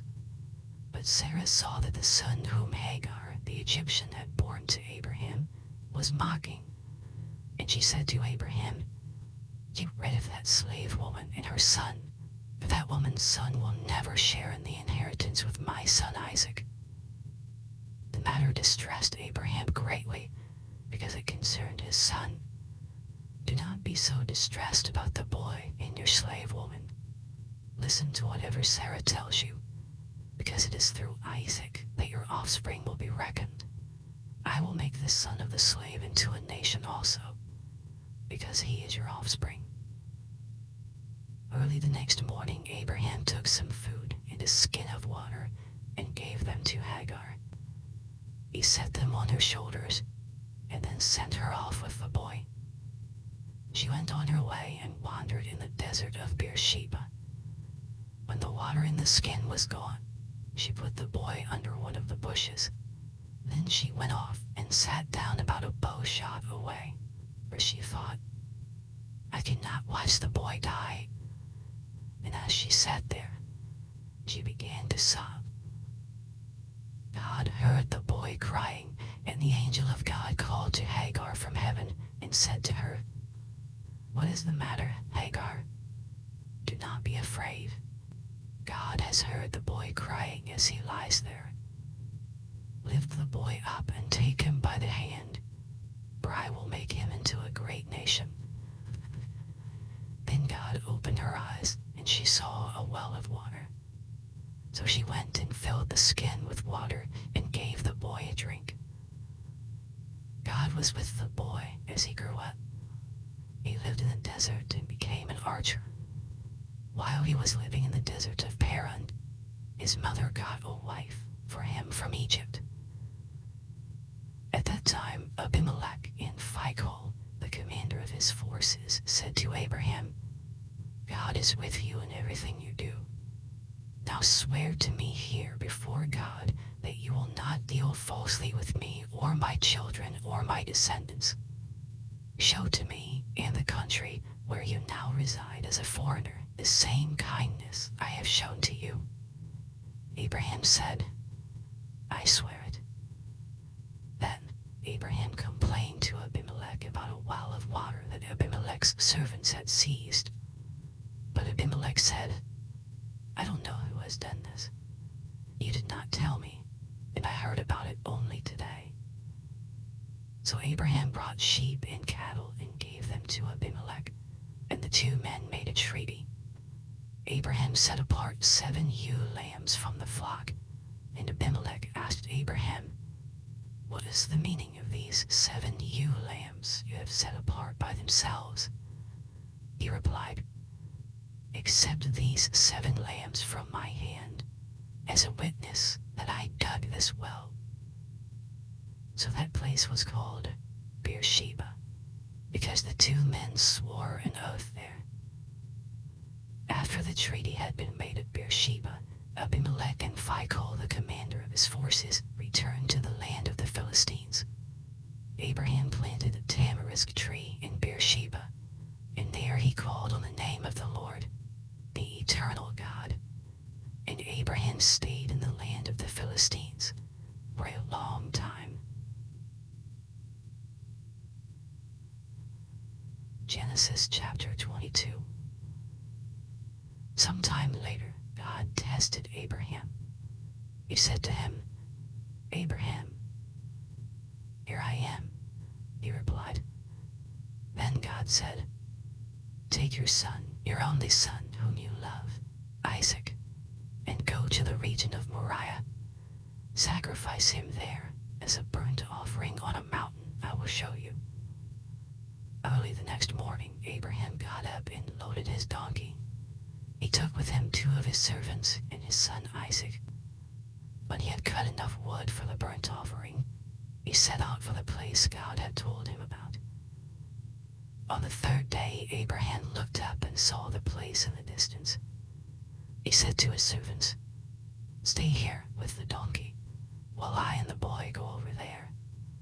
We will worship, and then we will come back to you." Abraham took the wood for the burnt offering and placed it on his son Isaac, and he himself carried the fire and the knife. As the 2 of them went on together, Isaac spoke up and said to his father Abraham, "Father?" "Yes, my son," Abraham replied. "The fire and wood are here," Isaac said, "but where is the lamb for the burnt offering?" Abraham answered, "God himself will provide the lamb for the burnt offering, my son." When they reached the place God had told him about, Abraham built an altar there and arranged the wood on it. He bound his son Isaac and laid him on the altar, on top of the wood. Then he reached out his hand and took the knife to slay his son. But the angel of the Lord called out to him from heaven, "Abraham, Abraham." "Here I am," he replied. "Do not lay a hand on the boy," he said. "Do not do anything to him. Now I know that you fear God, because you have not withheld from me your son, your only son." Abraham looked up, and there in a thicket he saw a ram, caught by its horns. He went over and took the ram and sacrificed it as a burnt offering instead of his son. So Abraham called that place, "The Lord will provide." And to this day it is said, "On the mountain of the Lord it will be provided." The angel of the Lord called to Abraham from heaven a 2nd time and said, "I swear by myself, declares the Lord, that because you have done this and have not withheld your son, your only son, I will surely bless you and make your descendants as numerous as the stars in the sky and as the sand on the seashore. Your descendants will take possession of the cities of their enemies, and through your offspring all nations on earth will be blessed, because you have obeyed me." Then Abraham returned to his servants, and they set off together for Beersheba, and Abraham stayed in Beersheba. Sometime later, Abraham was told, "Milcah is also a mother. She has borne sons to your brother Nahor. Buz the firstborn, Buz his brother, Nemuel the father of Aram, Kesed, Hasso, Pildash, Shidlaph, and Bethuel. Bethuel became the father of Rebekah. Milcah bore these 8 sons to Abraham's brother Nahor. His concubine, whose name was Rumah, also had sons, Teba, Gaham, Tahash, and Makkah. Genesis chapter 23. Sarah lived to be 127 years old. She died at Kiriath Arba, that is, Hebron, in the land of Canaan. And Abraham went to mourn Sarah and to weep over her. Then Abraham rose from beside his dead wife and spoke to the Hittites. He said, "I am a foreigner and stranger among you. Sell me some property for a burial site here, so I can bury my dead." The Hittites replied to Abraham, "Sir, listen to us. You are a mighty prince among us. Bury your dead in the choicest of our tombs, None of us will refuse you his tomb for burying your dead." Then Abraham rose and bowed down before the people of the land, the Hittites. He said to them, "If you are willing to let me bury my dead, then listen to me and intercede with Ephron, son of Zohar, on my behalf, so he will sell me the cave of Machpelah, which belongs to him and is at the end of his field. Ask him to sell it to me for the full price as a burial site among you." Ephron the Hittite was sitting among his people, and he replied to Abraham in the hearing of all the Hittites who had come to the gate of his city. "No, my lord," he said, "listen to me. I give you the field, and I give you the cave that is in it. I give it to you in the presence of my people. Bury your dead." Again, Abraham bowed down before the people of the land, and he said to Ephron in their hearing, "Listen to me if you will. I will pay the price of the field. Accept it from me, so I can bury my dead there." Ephron answered Abraham, "Listen to me, my lord. The land is worth 400 shekels of silver. But what is that between you and me? Bury your dead." Abraham agreed to Ephron's terms and weighed out for him the price he had named in the hearing of the Hittites, 400 shekels of silver, according to the weight current among the merchants. So Ephron's field in Machpelah near Mamre, both the field and the cave in it, and all the trees within the borders of the field, was deeded to Abraham as his property in the presence of all the Hittites who had come to the gate of the city. Afterward, Abraham buried his wife Sarah in the cave in the field of Machpelah near Mamre, which is Hebron, in the land of Canaan. So the field and the cave in it were deeded to Abraham by the Hittites as a burial site. Genesis chapter 24. Abraham was now very old, and the Lord had blessed him in every way. He said to the senior servant in his household, the one in charge of all that he had, "Put your hand under my thigh.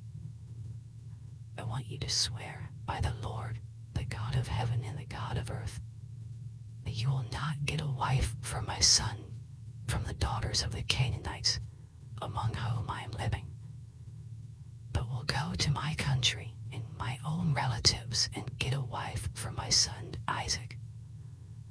The servant asked him, "What if the woman is unwilling to come back with me to this land? Shall I take your son back to the country you came from?" "Make sure that you do not take my son back there," Abraham said. "The Lord, the God of heaven, who brought me out of my father's household in my native land, and who spoke to me and promised me on oath, saying, 'To your offspring I will give this land,' he will send his angel before you, so that you can get a wife for my son from there. If the woman is unwilling to come back with you, then you will be released from this oath of mine. Only do not take my son back there." So the servant put his hand under the thigh of his master Abraham and swore an oath to him concerning this matter. Then the servant left, taking with him 10 of his master's camels loaded with all kinds of good things from his master. He set out for Aram Naharaim and made his way to the town of Nahor. He had the camels kneel down near the well outside the town. It was toward evening, the time that women go out to draw water. Then he prayed, "Lord, God of my master Abraham, make me successful today and show kindness to my master Abraham. See, I am standing beside this spring, and the daughters of the townspeople are coming out to draw water. May it be that, when I say to a young woman, 'Please let down your jar that I may have a drink,' and she says, 'Drink, and I'll water your candles too,' chosen for your servant Isaac. By this I will know that you have shown kindness to my master." Before he had finished praying, Rebekah came out with her jar on her shoulder. She was the daughter of Bethuel, son of Milcah, who was the wife of Abraham's brother Nahor. The woman was very beautiful, a virgin. No man had ever slept with her. She went down to the spring, filled her jar, and came up again. The servant hurried to meet her and said, "Please, give me a little water from your jar." "Drink, my lord," she said, and quickly lowered the jar to her hands and gave him a drink. After she had given him a drink, she said, "I'll draw water for your camels too, until they have enough to drink." So she quickly emptied her jar into a trough, ran back to the well to draw more water, and drew enough for all his camels. Without saying a word, the man watched her closely to learn whether or not the Lord had made his journey successful. When the camels had finished drinking, the man took out a gold nose ring weighing a beka and 2 gold bracelets weighing 10 shekels. Then he asked, "Whose daughter are you? Please, tell me. Is there room in your father's house for us to spend the night?" She answered him, "I am the daughter of Bethuel, the son that Milcah bore to Nahor." And she added, "We have plenty of straw and fodder, as well as room for you to spend the night." Then the man bowed down and worshipped the Lord, saying, "Praise be to the Lord, the God of my master Abraham, who has not abandoned his kindness and faithfulness to my master. As for me, the Lord has led me on the journey to the house of my master's relatives." The young woman ran and told her mother's household about these things. Now Rebekah had a brother named Laban, and he hurried out to the man at the spring. As soon as he had seen the nose ring and the bracelets on his sister's arms, and had heard Rebekah tell what the man said to her, he went out to the man and found him standing by the camels near the spring. "Come, you who are blessed by the Lord," he said. "Why are you standing out here? I have prepared the house and a place for the camels." So the man went to the house, and the camels were unloaded. Straw and fodder were brought for the camels, and water for him and his men to wash their feet. Then food was set before him, but he said, "I will not eat until I have told you what I have to say." "Then tell us," Laban said. So he said, "I am Abraham's servant. The Lord has blessed my master abundantly, and he has become wealthy. He has given him sheep and cattle, silver and gold, male and female servants, and camels and donkeys. My master's wife Sarah has borne him a son in her old age, and he has given him everything he owns. And my master made me swear an oath and said, 'You must not get a wife for my son from the daughters of the Canaanites in whose land I live, but go to my father's family and to my own clan and get a wife for my son.' Then I asked my master, 'What if the woman will not come back with me?'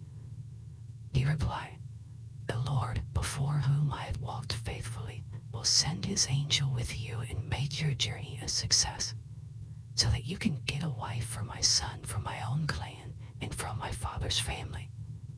You will be released from my oath if, when you go to my clan, they refuse to give her to you. Then you will be released from my oath.' When I came to the spring today, I said, 'Lord, God of my master Abraham, if you will, please grant success to the journey on which I have come. See, I am standing beside this spring. If a young woman comes out to draw water, and I say to her, "Please let me drink a little water from your jar," and if she says to me, "Drink, and I'll draw water for your camels too," let her be the one the Lord has chosen for my master's son." before I finished praying in my heart, Rebekah came out with her jar on her shoulder. She went down to the spring and drew water, and I said to her, "Please give me a drink." She quickly lowered her jar from her shoulder and said, "Drink, and I'll water your camels too." So I drank, and she watered the camels also. I asked her, "Whose daughter are you?" She said, "The daughter of Bethuel, son of Nahor, whom Milcah bore to him." Then I put the ring in her nose and the bracelets on her arms, and I bowed down and worshipped the Lord. I praised the Lord, the God of my master Abraham, who had led me on the right road to get the granddaughter of my master's brother for his son. Now, if you will show kindness and faithfulness to my master, tell me, and if not, tell me, so I may know which way to turn." Laban and Bethuel answered, "This is from the Lord. We can say nothing to you one way or the other. Here is Rebekah. Take her and go, and let her become the wife of your master's son, as the Lord has directed." When Abraham's servant heard what they said, he bowed down to the ground before the Lord. Then the servant brought out gold and silver jewelry and articles of clothing and gave them to Rebekah. He also gave costly gifts to her brother and to her mother. Then he and the men who were with him ate and drank and spent the night there. When they got up the next morning, he said, "Send me on my way to my master." But her brother and her mother replied, "Let the young woman remain with us 10 days or so. Then you may go." But he said to them, "Do not detain me. Now that the Lord has granted success to my journey, send me on my way, so I may go to my master." Then they said, "Let's call the young woman and ask her about it." So they called Rebekah and asked her, "Will you go with this man?" "I will go," she said. So they sent their sister Rebekah on her way, along with her nurse and Abraham's servant and his men. And they blessed Rebekah and said to her, "Our sister, may you increase to thousands upon thousands. May your offspring possess the cities of their enemies." Then Rebekah and her attendants got ready and mounted the camels and went back with the man. So the servant took Rebekah and left. Now Isaac had come from Beer-lahai-roi, where he was living in the Negev. He went out to the field one evening to meditate, and as he looked up, he saw camels approaching. Rebekah also looked up and saw Isaac. She got down from her camel and asked the servant, "Who is that man in the field coming to meet us?" "He is my master," the servant answered. So she took her veil and covered herself. Then the servant told Isaac all he had done. Isaac brought her into the tent of his mother Sarah, and he married Rebekah. So she became his wife, and he loved her, and Isaac was comforted after his mother's death. Genesis chapter 25. Abraham had taken another wife, whose name was Keturah. She bore him Zimran, Jokshan, Medan, Midian, Ishbak, and Shua. Jokshan was the father of Sheba and Dedan. The descendants of Dedan were the Asherites, the Letushites, and the Leumites. The sons of Midian were Ephah, Epher, Hanok, Abida, and Eldah. All these were descendants of Keturah. Abraham left everything he owned to Isaac, but while he was still living, he gave gifts to the sons of his concubines and sent them away from his son Isaac to the land of the east. Abraham lived 175 years. Then Abraham breathed his last and died at a good old age, an old man and full of years.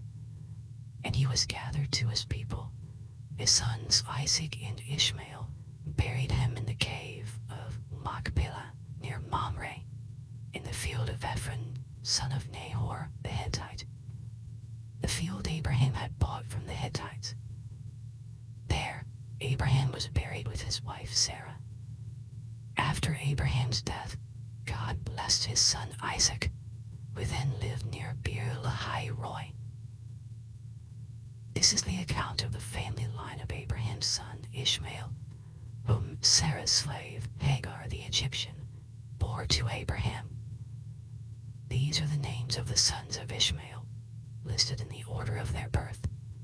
Nebaioth, the firstborn of Ishmael, Kedar, Adbeel, Mibsam, Mishma, Duma, Massa, Hadad, Tema, Jetur, Naphish, and Kedemah.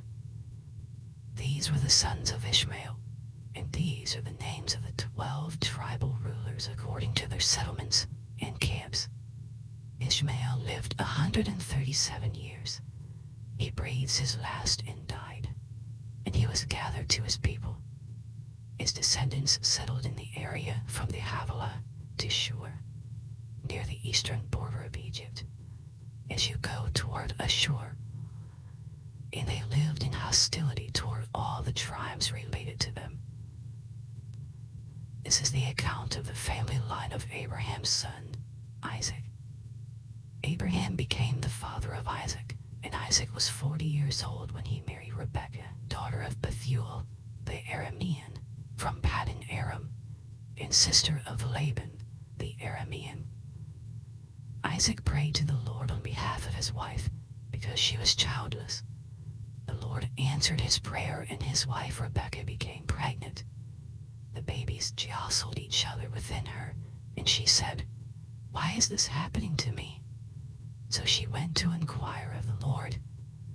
The Lord said to her, "2 nations are in your womb, and 2 peoples from within you will be separated. One people will be stronger than the other, and the older will serve the younger." When the time came for her to give birth, there were twin boys in her womb. The first to come out was red, and his whole body was like a hairy garment. So they named him Esau. After this, his brother came out, with his hand grasping Esau's heel. So he was named Jacob. Isaac was 60 years old when Rebekah gave birth to them. The boys grew up, and Esau became a skillful hunter, a man of the open country, while Jacob was content to stay at home among the tents. Isaac, who had a taste for wild game, loved Esau, but Rebekah loved Jacob. Once when Jacob was cooking some stew, Esau came in from the open country, famished. He said to Jacob, "Quick, let me have some of that red stew. I'm famished." That is why he was also called Edom. Jacob replied, "First, sell me your birthright." "Look, I'm about to die," Esau said. "What good is the birthright to me?" But Jacob said, "Swear to me first." So he swore an oath to him, selling his birthright to Jacob. Then Jacob gave Esau some bread and some lentil stew. He ate and drank, and then got up and left. So Esau despised his birthright. Genesis chapter 26. Now there was a famine in the land, besides the previous famine in Abraham's time, and Isaac went to Abimelech, king of the Philistines, in Gerar. The Lord appeared to Isaac and said, "Do not go down to Egypt. Live in the land where I tell you to live. Stay in this land for a while, and I will be with you and will bless you. For to you and your descendants I will give all these lands, and will confirm the oath I swore to your father Abraham. I will make your descendants as numerous as the stars in the sky, and will give them all these lands. And through your offspring, all nations on earth will as Abraham obeyed me and did everything I required of him, keeping my commands, my decrees, and my instructions. So Isaac stayed in Gerar. When the men of that place asked him about his wife, he said, "She is my sister," because he was afraid to say, "She is my wife." He thought, "The men of this place might kill me on account of Rebekah, because she is beautiful." When Isaac had been there a long time, Abimelech, king of the Philistines, looked down from a window and saw Isaac caressing his wife Rebekah. So Abimelech summoned Isaac and said, "She is really your wife. Why did you say she is my sister?" Isaac answered him, "Because I thought I might lose my life on account of her." Then Abimelech said, "What is this you have done to us? One of the men might well have slept with your wife, and you would have brought guilt upon us." So Abimelech gave orders to all the people, "Anyone who harms this man or his wife shall surely be put to death." Isaac planted crops in that land, and the same year reaped 100-fold, because the Lord blessed him. The man became rich, and his wealth continued to grow until he became very wealthy. He had so many flocks and herds and servants that the Philistines envied him.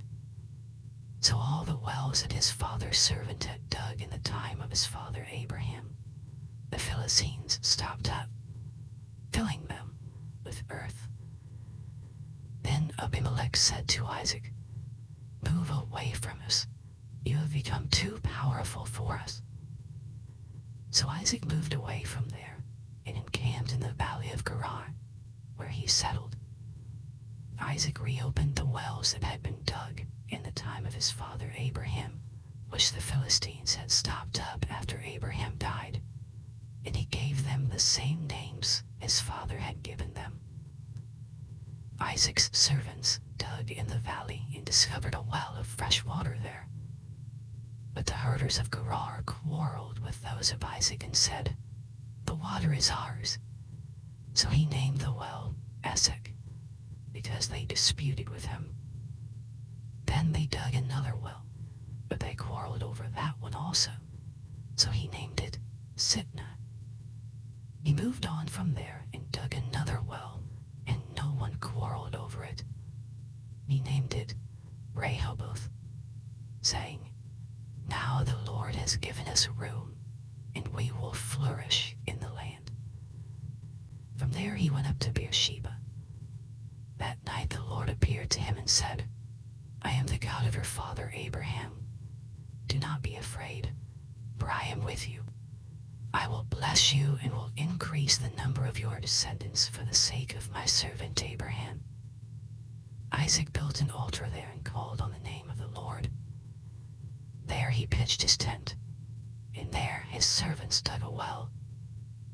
Meanwhile, Abimelech had come to him from Gerar with Ahazaph, his personal advisor, and Phicol, the commander of his forces. Isaac asked them, "Why did you come to me, since you were hostile to me and sent me away?" They answered, "We saw clearly that the Lord was with you, so we said, there ought to be a sworn agreement between us and you. Let us make a treaty with you that you will do us no harm, just as we did not harm you, but always treated you well and sent you away peacefully. And now you are blessed by the Lord." Isaac then made a feast for them, and they ate and drank. Early the next morning the men swore an oath to each other. Then Isaac sent them on their way, and they went away peacefully. That day Isaac's servants came and told him about the well they had dug. They said, "We found water." He called it Sheba, and to this day the name of the town has been Beersheba. When Esau was 40 years old, he married Judith, daughter of Beeri the Hittite, and also Basemath, daughter of Elon the Hittite. They were a source of grief to Isaac and Rebekah. Genesis chapter 27. When Isaac was old, and his eyes were so weak that he could no longer see, he called for Esau, his older son, and said to him, "My son." "Here I am," he answered. Isaac said, "I am now an old man, and don't know the day of my death. Now then, get your equipment, your quiver and bow, and go out to the open country to hunt some wild game for me. Prepare me the kind of tasty food I like, and bring it to me to eat, so that I may give you my blessing before I die." Now Rebekah was listening as Isaac spoke to his son Esau. When Esau left for the open country to hunt game and bring it back, Rebekah said to her son Jacob, "Look, I overheard your father say to your brother Esau, 'Bring me some game and prepare me some tasty food to eat, so that I may give you my blessing in the presence of the Lord before I die.' Now, my son, listen carefully and do what I tell you. Go out to the flock and bring me 2 choice young goats, so I can prepare some tasty food for your father, just the way he likes it. Then take it to your father to eat, so that he may give you his blessing before he dies." Jacob said to Rebekah his mother, "But my brother Esau is a hairy man, while I have smooth skin. What if my father touches me? I would appear to be tricking him and would bring down a curse on myself rather than a blessing." His mother said to him, "My son, let the curse fall on me. Just do what I say. Go and get them for me." So he went and got them and brought them to his mother, and she prepared some tasty food just the way his father liked it. Then Rebekah took the best clothes of Esau, her older son, which she had in the house, and put them on her younger son Jacob. She also covered his hands and the smooth part of his neck with the goat skins. Then she handed to her son Jacob the tasty food and the bread she had made. He went to his father and said, "My father?" "Yes, my son," he answered. "Who is it?" Jacob said to his father, "I am Esau, your firstborn. I have done as you told me. Please sit up and eat some of my game, so that you may give me your blessing." Isaac asked his son, "How did you find it so quickly, my son?" "The Lord your God gave me success," he replied. Then Isaac said to Jacob, "Come near so I can touch you, my son, to know whether you really are my son Esau or not." Jacob went close to his father Isaac, who touched him and said, "The voice is the voice of Jacob, but the hands are the hands of Esau." He did not recognize him, for his hands were hairy like those of his brother Esau. So he proceeded to bless him. "Are you really my son Esau?" he asked. "I am," he replied. Then he said, "My son, bring me some of your game to eat, so that I may give you my blessing." Jacob brought it to him, and he ate, and he brought some wine, and he drank. Then his father Isaac said to him, "Come here, my son, and kiss me." So he went to him and kissed him. When Isaac caught the smell of his clothes, he blessed him and said, "Ah, the smell of my son is like the smell of a field that the Lord has blessed. May God give you heaven's dew and earth's richness, an abundance of grain and new wine. May nations serve you and peoples bow down to you. Be Lord over your brothers, and may the sons of your mother bow down to you. May those who curse you be cursed, and those who bless you be blessed." After Isaac finished blessing him, and Jacob had scarcely left his father's presence, his brother Esau came in from hunting. He too prepared some tasty food and brought it to his father. Then he said to him, "My father, please sit up and eat some of my game, so that you may give me your blessing His father Isaac asked him, "Who are you?" "I am your son," he answered, "your firstborn, Esau." Isaac trembled violently and said, "Who was it then that hunted game and brought it to me? I ate it just before you came, and I blessed him, and indeed he will be blessed." When Esau heard his father's words, he burst out with a loud and bitter cry and said to his father, "Bless me, me too, my father." But he said, "Your brother came deceitfully and took your blessing." Esau said, "Isn't he rightly named Jacob? This is the second time he has taken advantage of me. He took my birthright, and now he's taking my blessing." Then he asked, "Haven't you reserved any blessing for me?" Isaac answered Esau, "I have made him lord over you, and have made all his relatives his servants, and I have sustained him with grain and new wine. So what can I possibly do for you, my son?" Esau said to his father, "Do you have only one blessing, my father?" "Bless me too, my father." Then Esau wept aloud. His father Isaac answered him, "Your dwelling will be away from the earth's richness, away from the dew of heaven above. You will live by the sword, and you will serve your brother. But when you grow restless, you will throw his yoke from off your neck." Esau held a grudge against Jacob because of the blessing his father had given him. He said to himself, "The days of mourning for my father are near. Then I will kill my brother Jacob."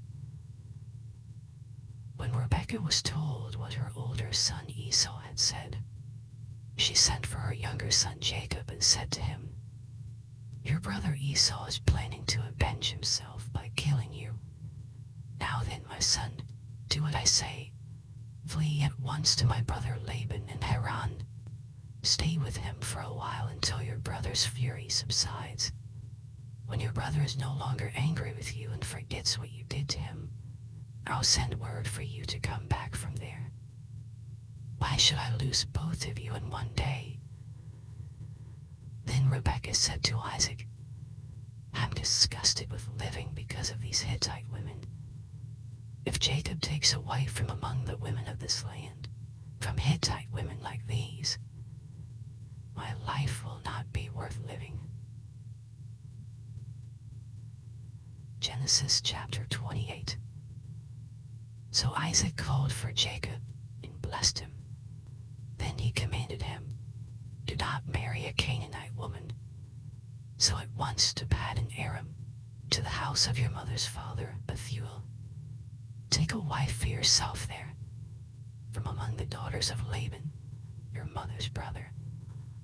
May God Almighty bless you and make you fruitful and increase your numbers until you become a community of peoples. May he give you and your descendants the blessing given to Abraham, so that you may take possession of the land where you now reside as a foreigner, the land God gave to Abraham."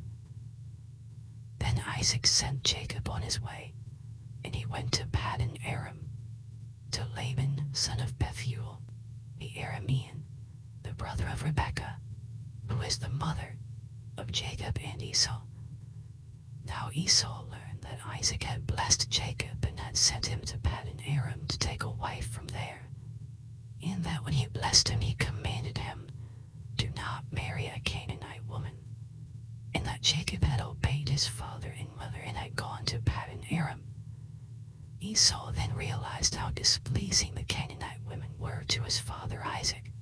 So he went to Ishmael and married Mahalath, the sister of Nebaioth, and daughter of Ishmael, son of Abraham, in addition to the wives he already had.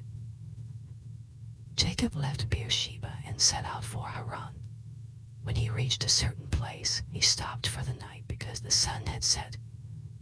Taking one of the stones there, he put it under his head and lay down to sleep. He had a dream in which he saw a stairway resting on the earth, with its top reaching to heaven, and the angels of God were ascending and descending on it. There above it stood the Lord, and he said, I am the Lord, the God of your father Abraham and the God of Isaac. I will give you and your descendants the land on which you are lying. Your descendants will be like the dust of the earth, and you will spread out to the west and to the east, to the north and to the south. All peoples on earth will be blessed through you and your offspring. I am with you and will watch over you wherever you go, and I will bring you back to this land. I will not leave you until I have done what I have promised you. When Jacob awoke from his sleep, he thought, surely the Lord is in this place, and I was not aware of it. He was afraid and said, how awesome is this place! This is none other than the house of God. This is the gate of heaven. Early the next morning, Jacob took the stone he had placed under his head and set it up as a pillar and poured oil on top of it. He called that place Bethel, though the city used to be called Luz.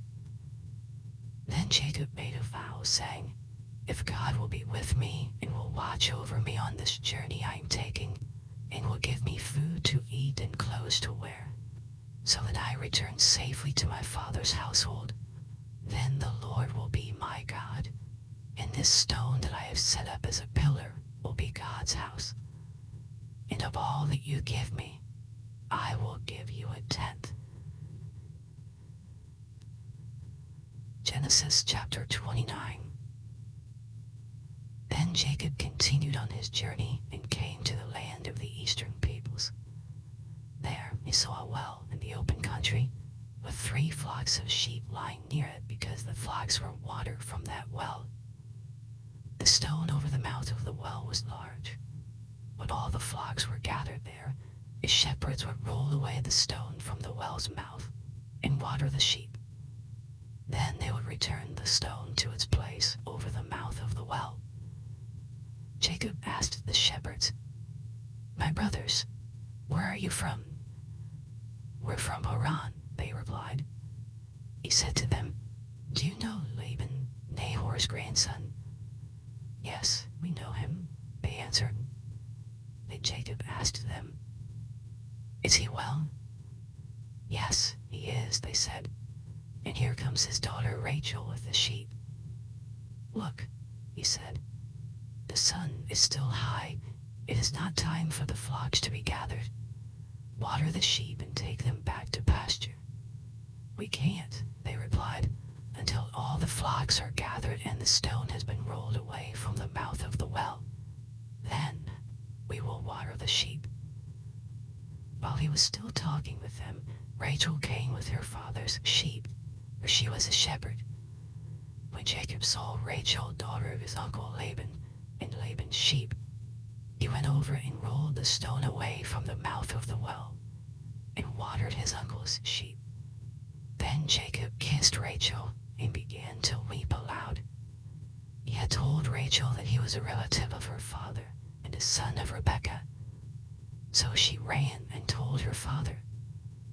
As soon as Laban heard the news about Jacob, his sister's son, he hurried to meet him. He embraced him and kissed him and brought him to his home. And there Jacob told him all these things. Then Laban said to him, you are my own flesh and blood. After Jacob had stayed with him for a whole month, Laban said to him, just because you are a relative of mine, should you work for me for nothing? Tell me what your wages should be. Now Laban had 2 daughters. The name of the older was Leah, and the name of the younger was Rachel. Leah had weak eyes, but Rachel had a lovely figure and was beautiful. Jacob was in love with Rachel and said, I'll work for you 7 years in return for your younger daughter, Rachel." Laban said, "It's better that I give her to you than to some other man. Stay here with me." So Jacob served 7 years to get Rachel, but they seemed like only a few days to him because of his love for her. Then Jacob said to Laban, "Give me my wife. My time is completed, and I want to make love to her." So Laban brought together all the people of the place and gave a feast. But when evening came, he took his daughter Leah and brought her to Jacob, and Jacob made love to her. And Laban gave his servant Zilpah to his daughter as her attendant. When morning came, there was Leah. So Jacob said to Laban, "What is this you have done to me?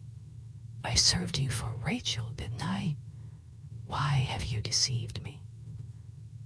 Laban replied, "It is not our custom here to give the younger daughter in marriage before the older one. Finish this daughter's bridal week, and then we will give you the younger one also, in return for another 7 years of work." And Jacob did so. He finished the week with Leah, and then Laban gave him his daughter Rachel to be his wife. Laban gave his servant Bilhah to his daughter Rachel as her attendant. Jacob made love to Rachel also, and his love for Rachel was greater than his love for Leah, and he worked for Laban another 7 years. When the Lord saw that Leah was not loved, he enabled her to conceive, but Rachel remained childless. Leah became pregnant and gave birth to a son. She named him Reuben, for she said, "It is because the Lord has seen my misery. Surely my husband will love me now." She conceived again, and when she gave birth to a son, she said, "Because the Lord has heard that I am not loved, he gave me this one too." So she named him Simeon. Again she conceived, and when she gave birth to a son, she said, "Now at last my husband will become attached to me, because I have borne him 3 sons. So he was named Levi. She conceived again, and when she gave birth to a son, she said, "This time I will praise the Lord." So she named him Judah. Then she stopped having children. Genesis chapter 30. When Rachel saw that she was not bearing Jacob any children, she became jealous of her sister. So she said to Jacob, "Give me children, or I'll die." Jacob became angry with her and said, "Am I in the place of God, who has kept you from having children?" Then she said, "Here is Bilhah, my servant. Sleep with her so that she can bear children for me, and I too can build a family through her."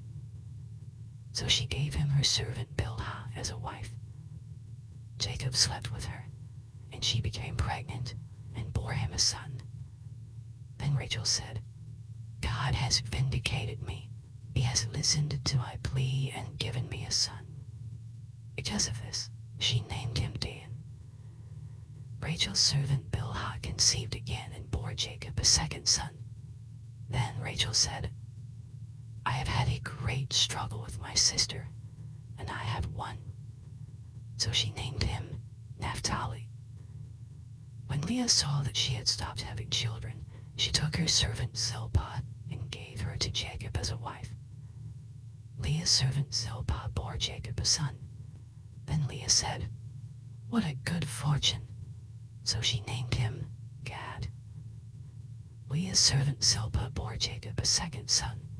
Then Leah said, "How happy I am! The women will call me happy." So she named him Asher. During wheat harvest, Reuben went out into the fields and found some mandrake plants, which he brought to his mother Leah. Rachel said to Leah, "Please give me some of your son's mandrakes." But she said to her, "Wasn't it enough that you took away my husband? Will you take my son's mandrakes too? Very well, Rachel said. It can sleep with you tonight in return for your son's mandrakes. So when Jacob came in from the fields that evening, Leah went out to meet him. You must sleep with me, she said. I have hired you with my son's mandrakes. So he slept with her that night. God listened to Leah, and she became pregnant and bore Jacob a fifth son. Then Leah said, God has rewarded me for giving my servant to my husband. So she named him Issachar. Leah conceived again and bore Jacob a sixth son.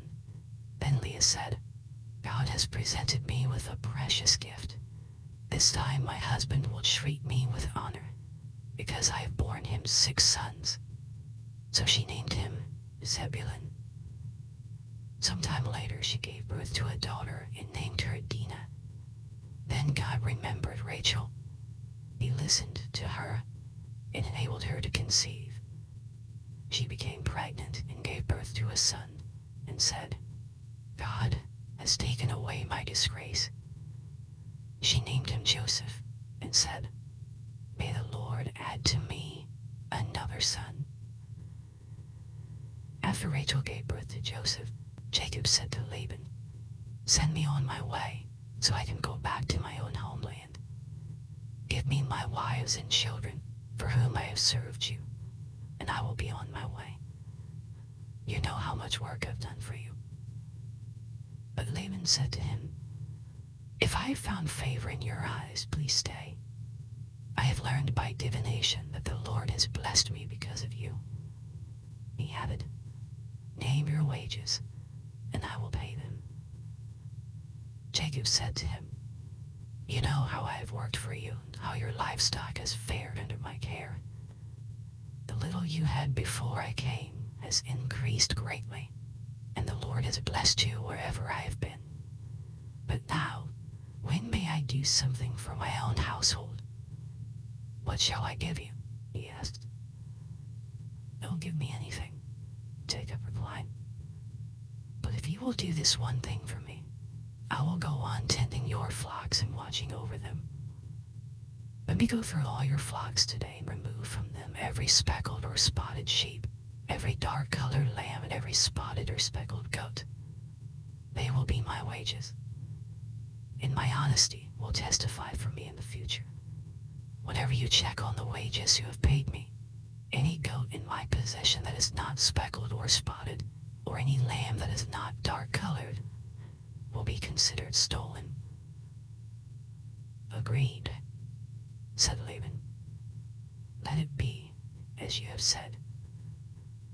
That same day he removed all the male goats that were streaked or spotted, and all the speckled or spotted female goats, all that had white on them, and all the dark-colored lambs, and he placed them in the care of his sons. Then he put a 3-day journey between himself and Jacob, while Jacob continued to tend the rest of Laban's flocks. Jacob, however, took fresh-cut branches from poplar, almond, and plane trees, and made white stripes on them by peeling the bark and exposing the white inner wood of the branches. Then he placed the peeled branches in all the watering troughs, so that they would be directly in front of the flocks when they came to drink. When the flocks were in heat and came to drink, they mated in front of the branches, and they bore young that were streaked or speckled or spotted. Jacob set apart the young of the flock by themselves, but made the rest face the streaked and dark-colored animals that belonged to Laban. Thus he made separate flocks for himself and did not put them with Laban's animals.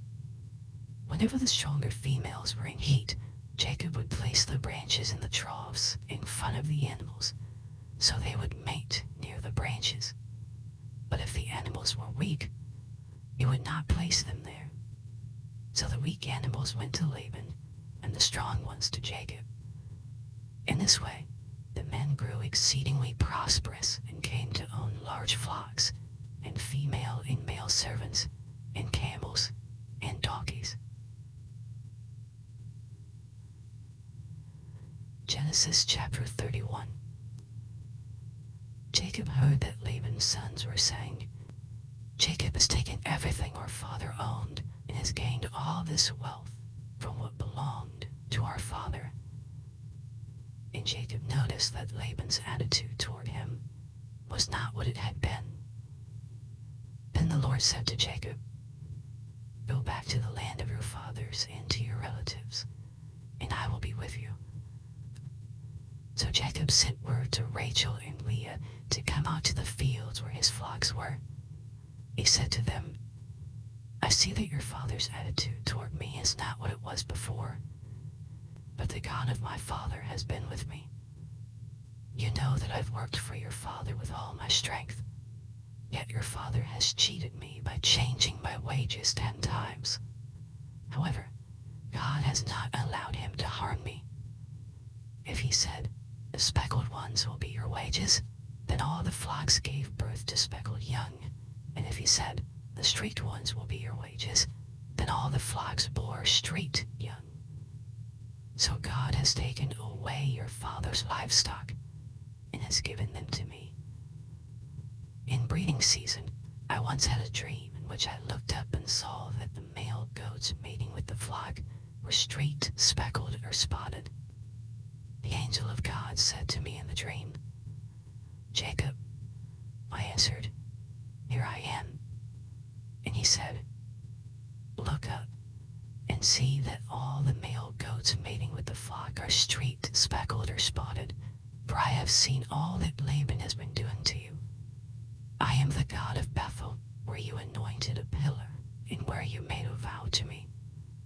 Now leave this land at once and go back to your native land.'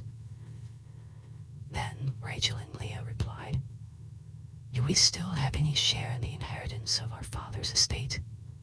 Does he not regard us as foreigners?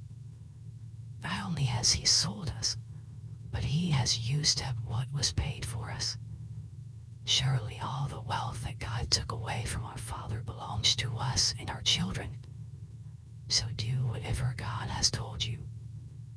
Then Jacob put his children and his wives on camels, and he drove all his livestock ahead of him, along with all the goods he had accumulated in Paddan Aram, to go to his father Isaac in the land of Canaan. When Laban had gone to shear his sheep, Rachel stole her father's household gods. Moreover, Jacob deceived Laban the Aramean by not telling him he was running away. So he fled with all he had, crossed the Euphrates River, and headed for the hill country of Gilead. On the 3rd day, Laban was told that Jacob had fled, taking his relatives with him.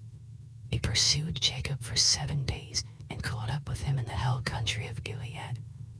Then God came to Laban the Aramean in a dream at night and said to him, 'Be careful not to say anything to Jacob, either good or bad.' Jacob had pitched his tent in the hill country of Gilead when Laban overtook him, and Laban and his relatives camped there too. Then Laban said to Jacob, 'What have you done? You've deceived me, and you've carried off my daughters like captives in war. Why did you run off secretly and deceive me? Why didn't you tell me, so I could send you away with joy and singing to the music of timbrels and harps? You didn't even let me kiss my grandchildren and my daughters goodbye. You have done a foolish thing. I have the power to harm you. But last night the God of your father said to me, 'Be careful not to say anything to Jacob, either good or bad.' Now you have gone off because you long to return to your father's household. But why did you steal my gods?" Jacob answered Laban, "I was afraid, because I thought you would take your daughters away from me by force. But if you find anyone who has your gods, that person shall not live. In the presence of our relatives, see for yourself whether there is anything of yours here with me, and if so, take it." Now Jacob did not know that Rachel had stolen the gods. So Laban went into Jacob's tent, and into Leah's tent, and into the tent of the 2 female servants, but he found nothing. After he came out of Leah's tent, he entered Rachel's tent. Now Rachel had taken the household gods and put them inside her camel's saddle and was sitting on them. Laban searched through everything in the tent, but found nothing. Rachel said to her father, "Don't be angry, my lord, that I cannot stand up in your presence. I'm having my period." So he searched, but could not find the household gods. Jacob was angry and took Laban to task. "What is my crime?" he asked Laban. "How have I wronged you that you hunt me down? Now that you have searched through all my goods, what have you found that belongs to your household? Put it here in front of your relatives and mine, and let them judge between the 2 of us. I have been with you for 20 years now. Your sheep and goats have not miscarried, nor have I eaten rams from your flocks. I did not bring you animals torn by wild beasts. I bore the loss myself, and you demanded payment from me for whatever was stolen by day or night. This was my situation. The heat consumed me in the daytime, and the cold at night, and sleep fled from my eyes. It was like this for the 20 years I was in your household. I worked for you 14 years for your 2 daughters, and 6 years for your flocks, and you changed my wages 10 times. If the God of my father, the God of Abraham, and the fear of Isaac had not been with me, you would surely have sent me away empty-handed. But God has seen my hardship and the toil of my hands, and last night he rebuked you." Laban answered Jacob, "The women are my daughters, the children are my children, and the flocks are my flocks. All you see is mine.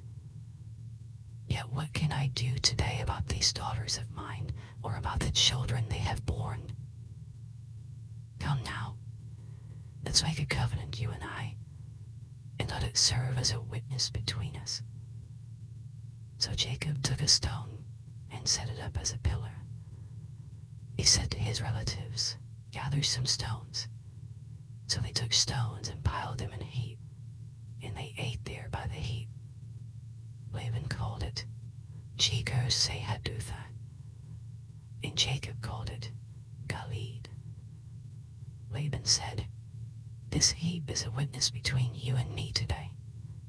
That is why it was called Gilead. It was also called Mizpah, because he said, "May the Lord keep watch between you and me when we are away from each other. If you mistreat my daughters, or if you take any wives besides my daughters, even though no one is with us, remember that God is a witness between you and me." Laban also said to Jacob, "Here is this heap, and here is this pillar I have set up between you and me. This heap is a witness, and this pillar is a witness, that I will not go past this heap to your side to harm you, and that you will not go past this heap and pillar to my side to harm me. May the God of Abraham and the God of Nahor, the God of their father, judge between us." So Jacob took an oath in the name of the fear of his father Isaac. He offered a sacrifice there in the hill country, and invited his relatives to a meal. After they had eaten, they spent the night there. Early the next morning, Laban kissed his grandchildren and his daughters, and blessed them. Then he left and returned home. Genesis chapter 32. Jacob also went on his way, and the angels of God met him.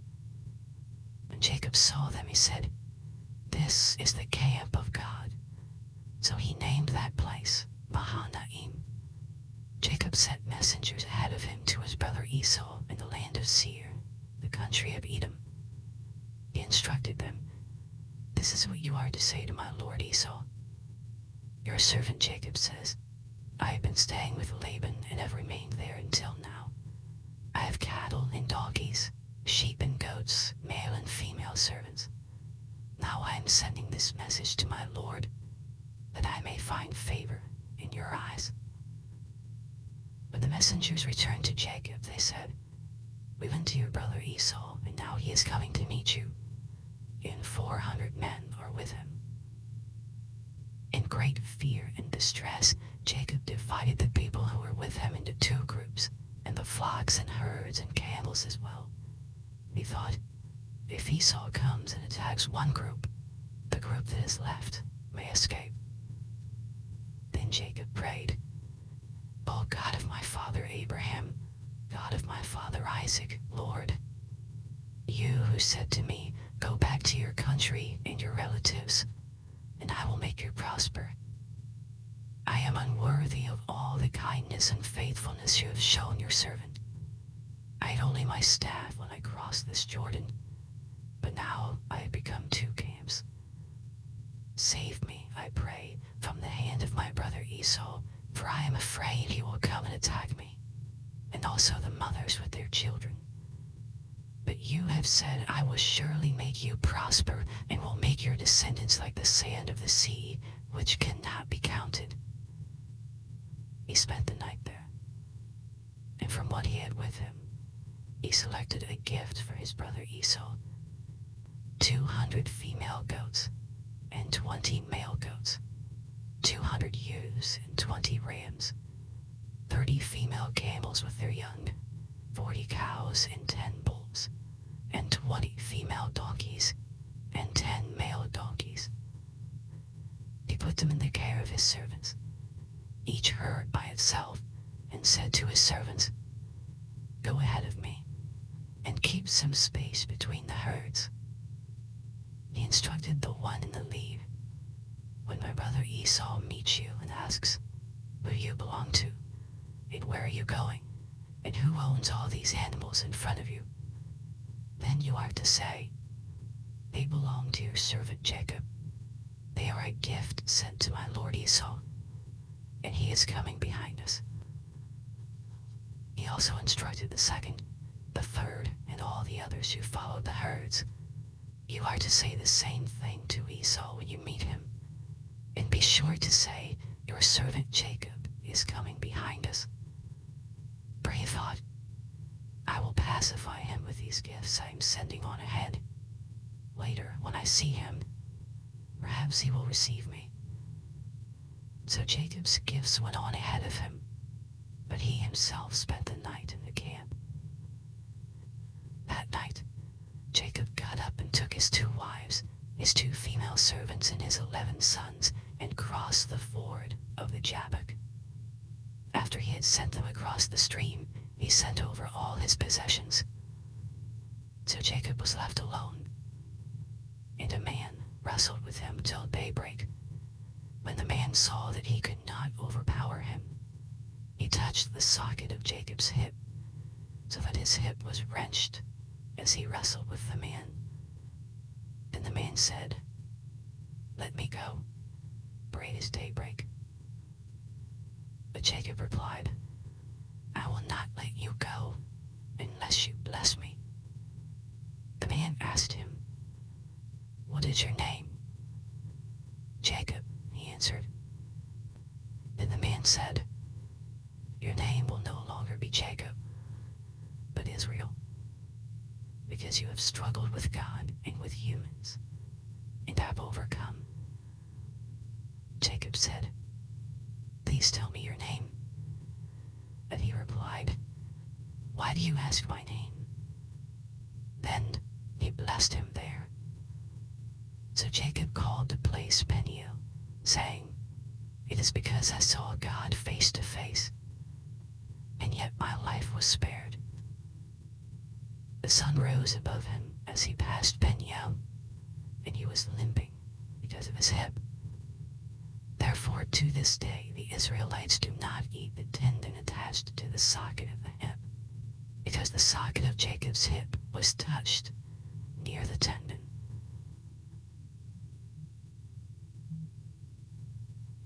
Genesis chapter 33. Jacob looked up, and there was Esau, going with his 400 men. So he divided the children among Leah, Rachel, and the 2 female servants.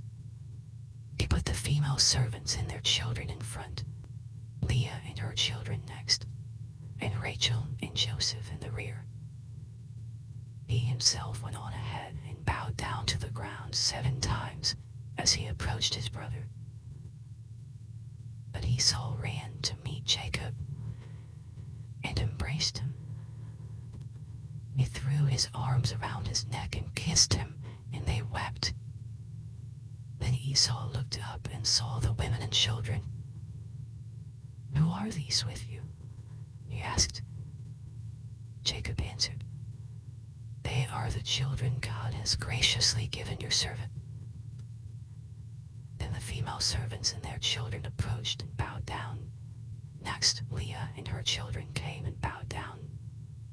Last of all came Joseph and Rachel, and they too bowed down. Esau asked, "What's the meaning of all these flocks and herds I met?" "To find favor in your eyes, my lord," he said.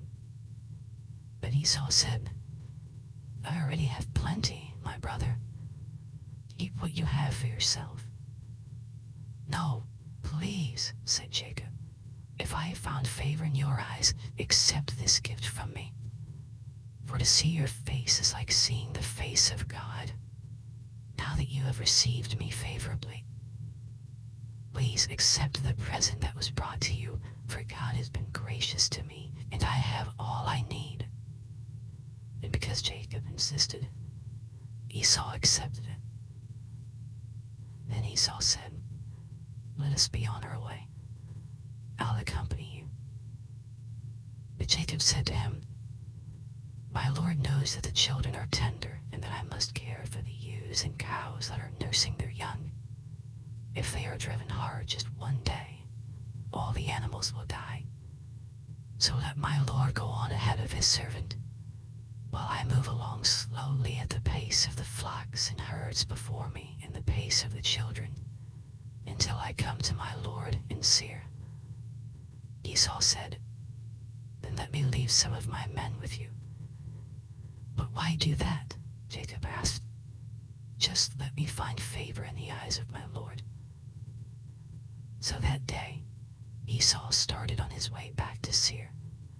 Jacob, however, went to Succoth, where he built a place for himself and made shelters for his livestock. That is why the place is called Succoth. After Jacob came from Paddan Aram, he arrived safely at the city of Shechem in Canaan and camped within sight of the city. For 100 pieces of silver he bought from the sons of Hamor, the father of Shechem, the plot of ground where he pitched his tent. There he set up an altar and called it El Elohei Israel. Genesis chapter 34. Now Dinah, the daughter Leah had borne to Jacob, went out to visit the women of the land.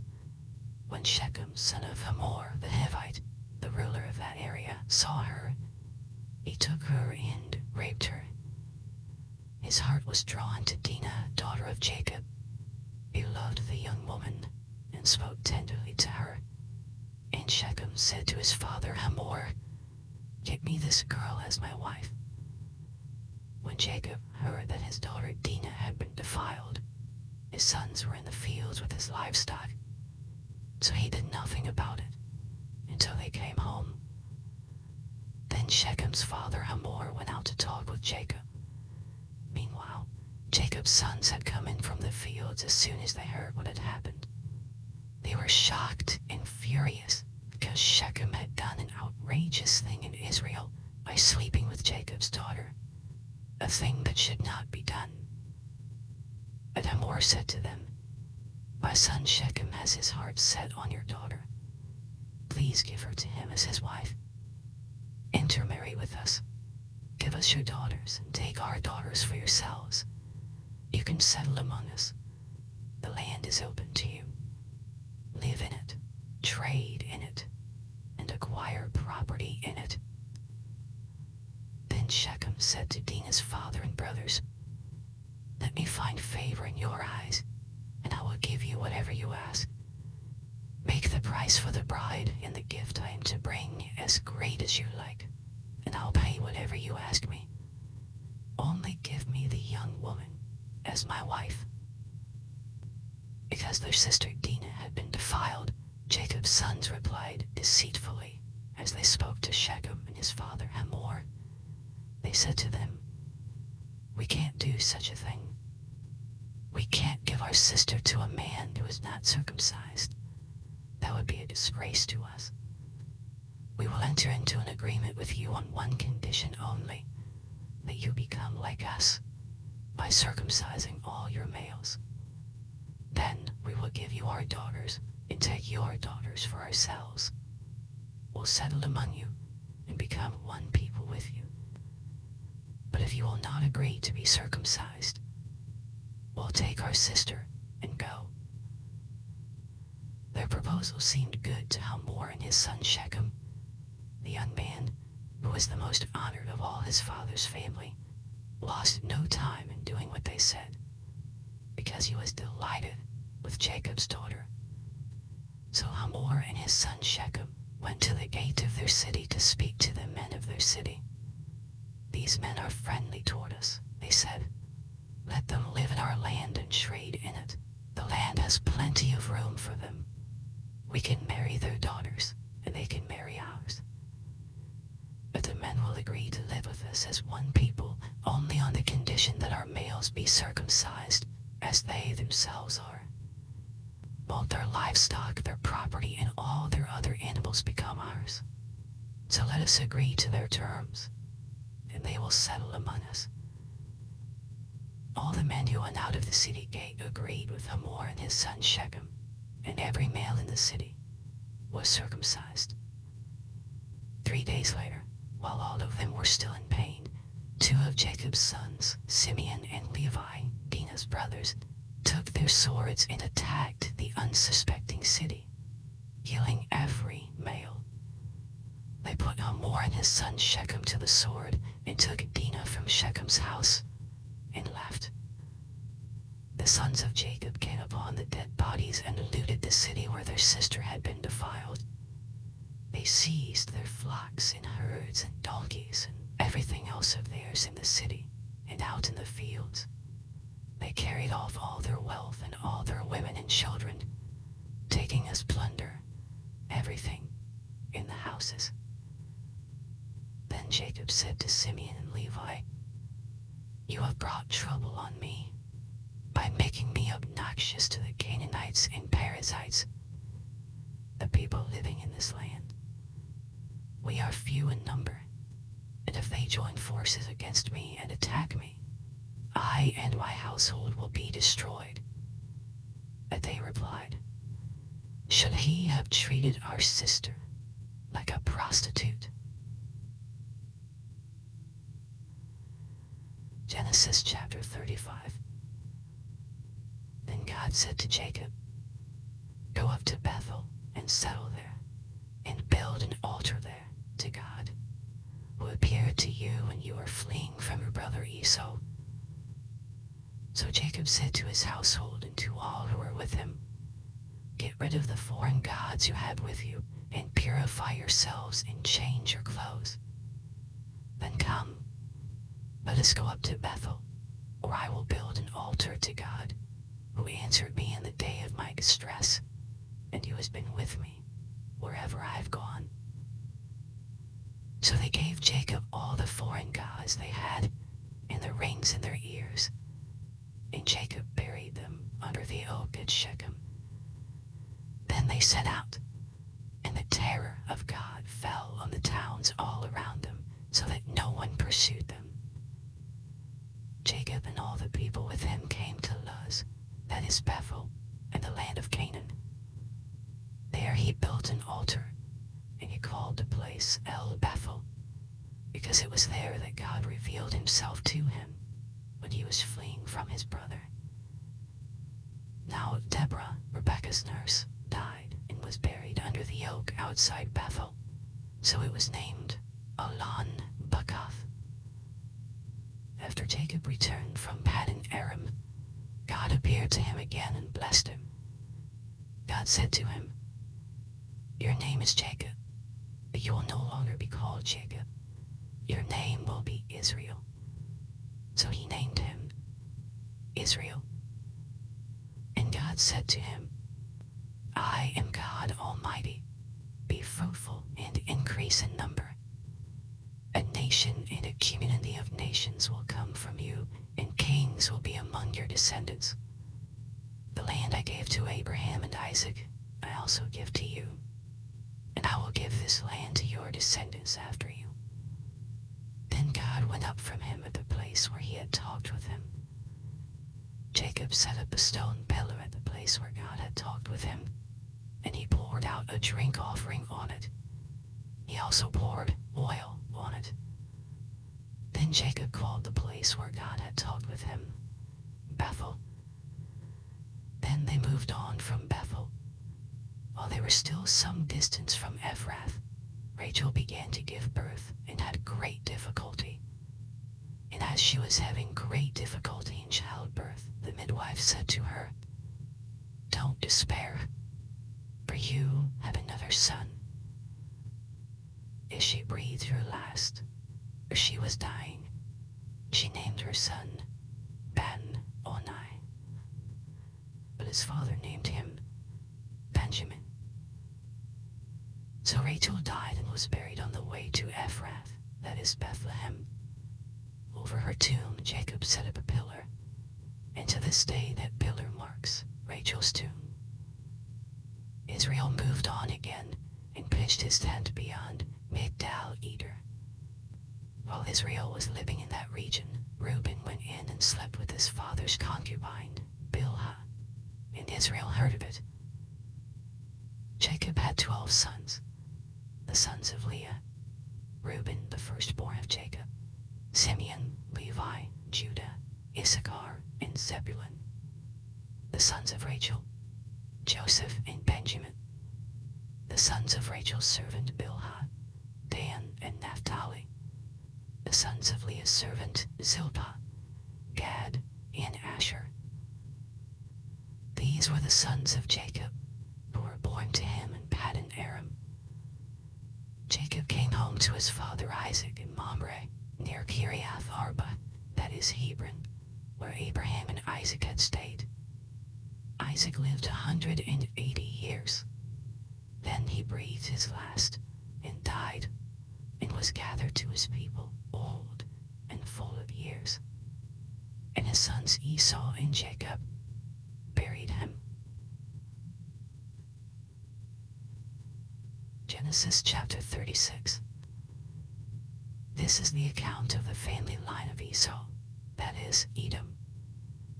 Esau took his wives from the women of Canaan, Adah, daughter of Elon the Hittite, and Aholibamah, daughter of Anah and granddaughter of Zibeon the Hivite, also Basemath, daughter of Ishmael and sister of Nebaioth. Adah bore Eliphaz to Esau, Basemath bore Ruel, and Aholibamah bore Jeush, Jalam, and Korah. These were the sons of Esau, who were born to him in Canaan. Esau took his wives and sons and daughters and all the members of his household, as well as his livestock and all his other animals and all the goods he had acquired in Canaan, and moved to a land some distance from his brother Jacob. Their possessions were too great for them to remain together. The land where they were staying could not support them both because of their livestock. So Esau, that is Edom, settled in the hill country of Seir. This is the account of the family line of Esau, the father of the Edomites, in the hill country of Seir. These are the names of Esau's sons: Eliphaz, the son of Esau's wife Adah, and Reuel, the son of Esau's wife Basemath. The sons of Eliphaz: Taman, Omar, Zepho, Gatam, and Kenaz. Esau's son Eliphaz also had a concubine named Timnah, who bore him Abimelech. These were grandsons of Esau's wife Adah. The sons of Reuel, Nahath, Zerah, Shammah, and Mizah. These were grandsons of Esau's wife Basemath. The sons of Esau's wife Aholibamah, daughter of Anah, and granddaughter of Zibeon, whom she bore to Esau, Jeush, Jalam, and Korah. These were the chiefs among Esau's descendants. The sons of Eliphaz, the firstborn of Esau, chiefs Taman, Omar, Zepho, Kenaz, Korah, Gatam, and Abimelech. These were the chiefs descended from Eliphaz in Edom. They were grandsons of Adah. The sons of Esau's son Reuel, chiefs Nahath, Zerah, Shammah, and Mizah. These were the chiefs descended from Reuel in Edom. They were grandsons of Esau's wife Basemath. The sons of Esau's wife Aholibamah, chiefs Jeush, Jalam, and Korah. These were the chiefs descended from Esau's wife Aholibamah, daughter of Anah. These were the sons of Esau, that is, Edom, and these were their chiefs.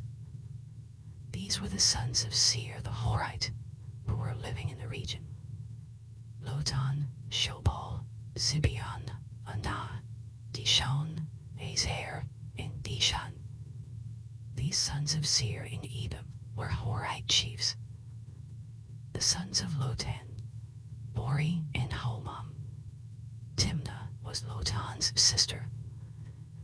The sons of Shobal, Alvan, Manahath, Ebal, Shepho, and Onam. The sons of Zibeon, Aiah, and Anah. This is the Anah who discovered the hot springs in the desert while he was grazing the donkeys of his father Zibeon. The children of Anah, Dishon, and Aholibamah, daughter of Anah. The sons of Dishon, Hamdan, Eshban, Ithran, and Karan. The sons of Ezer, Bilhan, Zavan, and Akan.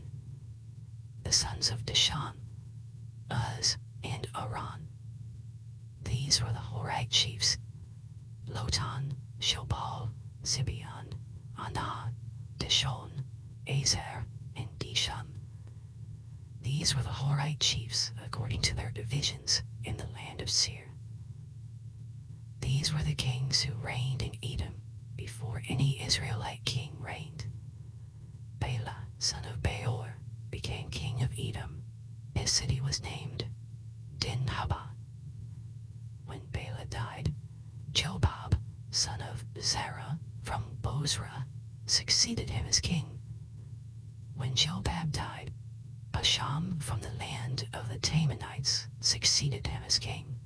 When Hasham died, Hadad, son of Bedad, who defeated Midian in the country of Moab, succeeded him as king. His city was named Avith. When Hadad died, Samlah from Masrekah succeeded him as king. When Samlah died, Shaul from Rehoboth on the river succeeded him as king. When Shaul died, Baal-Hanan, son of Achbor, succeeded him as king. When Baal-Hanan, son of Achbor, died, Hadad succeeded him as king. His daughter was named Pau, and his wife's name was Mehetabel, daughter of Matred, the daughter of Me-Zahab. These were the chiefs descended from Esau by name, according to their clans and regions: Timnah, Alva, Japheth, Aholibamah, Elah, Pinon, Henaz, Taman, Mibzar, Magdiel, and Iram. These were the chiefs of Edom, according to their settlements in the land they occupied. This is the family line of Esau, the father of the Edomites. Genesis chapter 37. Jacob lived in the land where his father had stayed, the land of Canaan. This is the account of Jacob's family line. Joseph, a young man of 17, was tending the flocks with his brothers, the sons of Bilhah and the sons of Zilpah, his father's wives, and he brought their father a bad report about them. Now Israel loved Joseph more than any of his other sons, because he had been born to him in his old age, and he made an ornate robe for him. When his brothers saw that their father loved him more than any of them, they hated him and could not speak a kind word to him. Joseph had a dream, and when he told it to his brothers, they hated him all the more. He said to them, "Listen to this dream I had. We were binding sheaves of grain out in the field when suddenly my sheaf rose and stood upright, while your sheaves gathered around mine and bowed down to it." His brothers said to him, "Do you intend to reign over us? Will you actually rule us?" And they hated him all the more because of his dream and what he had said. Then he had another dream, and he told it to his brothers. "Listen," he said, "I had another dream, and this time the sun and moon and 11 stars were bowing down to me." When he told his father as well as his brothers, his father rebuked him and said, "What is this dream you had? Will your mother and I and your brothers actually come and bow down to the ground before you?" His brothers were jealous of him, but his father kept the matter in mind. Now his brothers had gone to graze their father's flocks near Shechem, and Israel said to Joseph, "As you know, your brothers are grazing the flocks near Shechem. Come, I'm going to send you to them." "Very well," he replied.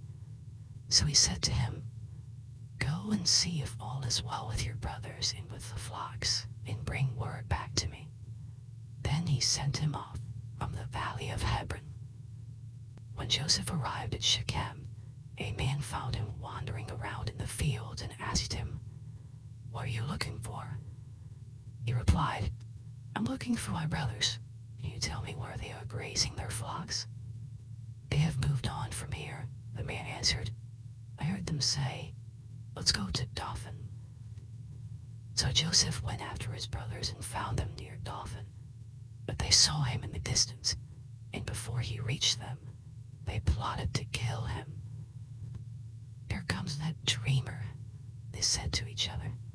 "Come now, let's kill him and throw him into one of these cisterns and say that a ferocious animal devoured him. Then we'll see what comes of his dreams." When Reuben heard this, he tried to rescue him from their hands. "Let's not take his life," he said. "Don't shed any blood. Throw him into this cistern here in the wilderness, and don't lay a hand on him." Reuben said this to rescue him from them and take him back to his father. So when Joseph came to his brothers, they stripped him of his robe, the ornate robe he was wearing, and they took him and threw him into the cistern. The cistern was empty. There was no water in it. As they sat down to eat their meal, they looked up and saw a caravan of Ishmaelites coming from Gilead. Their camels were loaded with spices, balm, and myrrh, and they were on their way to take them down to Egypt. Judah said to his brothers, "What will we gain if we kill our brother and cover up his blood? Come, let's sell him to the Ishmaelites and not lay our hands on him. After all, he is our brother, our own flesh and blood." His brothers agreed. So when the Midianite merchants came by, his brothers pulled Joseph up out of the cistern and sold him for 20 shekels of silver to the Ishmaelites, who took him to Egypt. When Reuben returned to the cistern and saw that Joseph was not there, he tore his clothes. He went to his brothers and said, "The boy isn't there. Where can I turn now?" Then they got Joseph's robe, slaughtered a goat, and dipped the robe in the blood. They took the ornate robe back to their father and said, "We found this. Examine it to see whether it is your son's robe." he recognized it and said, "It is my son's robe. Some ferocious animal has devoured him. Joseph has surely been torn to pieces." Then Jacob tore his clothes, put on sackcloth, and mourned for his son many days. All his sons and daughters came to comfort him, but he refused to be comforted. "No," he said, "I will continue to mourn until I join my son in the grave." So his father wept for him. Meanwhile, the Midianites sold Joseph in Egypt to Potiphar, one of Pharaoh's officials, the captain of the guard. Genesis chapter 38. At that time, Judah left his brothers and went down to stay with a man of Adullam named Hira. There, Judah met the daughter of a Canaanite man named Shua. He married her and made love to her. She became pregnant and gave birth to a son, who was named She conceived again and gave birth to a son and named him Onan. She gave birth to still another son and named him Shelah. It was at Kezib that she gave birth to him. Judah got a wife for his firstborn, and her name was Tamar. But Judah's firstborn, was wicked in the Lord's sight, so the Lord put him to death. Then Judah said to Onan, "Sleep with your brother's wife, and fulfill your duty to her as a brother-in-law to raise up offspring for your brother." But Onan knew that the child would not be his, so whenever he slept with his brother's wife, he spilled his semen on the ground to keep from providing offspring for his brother. What he did was wicked in the Lord's sight, so the Lord put him to death also. Judah then said to his daughter-in-law Tamar, "Live as a widow in your father's household until my son Shelah grows up." For he thought, he may die too, just like his brothers. So Tamar went to live in her father's household. After a long time, Judah's wife, the daughter of Shua, died. When Judah had recovered from his grief, he went up to Timnah, to the men who were shearing his sheep, and his friend Hira, the Abimelech, went with him. When Tamar was told, "Your father-in-law is on his way to Timnah to shear his sheep," she took off her widow's clothes, covered herself with a veil to disguise herself, and then sat down at the entrance of Enaim, which is on the road to Timnah, where she saw that, though Shelah had now grown up, she had not been given to him as his wife. When Judah saw her, he thought she was a prostitute, for she had covered her face. Not realizing that she was his daughter-in-law, he went over to her by the roadside and said, "Come now, let me sleep with you." "And what will you give me to sleep with you?" she asked. "I'll send you a young goat from my flock," he said. "Will you give me something as a pledge until you send it?" she asked. He said, "What pledge should I give you?" "Your seal and its cord, and the staff in your hand," she answered. So he gave them to her and slept with her, and she became pregnant by him. After she left, she took off her veil and put on her widow's clothes again. Meanwhile, Judah sent the young goat by his friend, the Abimelech, in order to get his pledge back from the woman. But he did not find her. He asked the men who lived there, "Where is the shrine prostitute who is beside the road at Enaim?" "There hasn't been any shrine prostitute here," they said. So he went back to Judah and said, "I didn't find her. Besides, the men who live there said, there hasn't been any shrine prostitute here." Then Judah said, "Let her keep what she has, or we will become a laughingstock. After all, I did send her this young goat, but you didn't find her." About 3 months later, Judah was told, "Your daughter-in-law Tamar is guilty of prostitution, and as a result, she is now pregnant." Judah said, "Bring her out, and have her burned to death. As she was being brought out, she sent a message to her father-in-law. "I am pregnant by the man who owns these," she said. And she added, "See if you recognize whose seal and cord and staff these are." Judah recognized them and said, "She is more righteous than I, since I wouldn't give her to my son Shelah." And he did not sleep with her again. When the time came for her to give birth, there were twin boys in her womb. As she was giving birth, one of them put out his hand, so the midwife took a scarlet thread and tied it on his wrist and said, "This one came out first." But when he drew back his hand, his brother came out, and she said, "So this is how you have broken out." And he was named Perez. Then his brother, who had the scarlet thread on his wrist, came out, and he was named Sarah. Genesis chapter 39. Now Joseph had been taken down to Egypt. Potiphar, an Egyptian, who was one of Pharaoh's officials, the captain of the guard, brought him from the Ishmaelites who had taken him there. The Lord was with Joseph, so that he prospered, and he lived in the house of his Egyptian master. When his master saw that the Lord was with him, and that the Lord gave him success in everything he did, Joseph found favor in his eyes and became his attendant. Potiphar put him in charge of his household, and he entrusted to his care everything he owned. From the time he put him in charge of his household and of all that he owned, the Lord blessed the household of the Egyptian because of Joseph. The blessing of the Lord was on everything Potiphar had, both in the house and in the field. So Potiphar left everything he had in Joseph's care. With Joseph in charge, he did not concern himself with anything except the food he ate.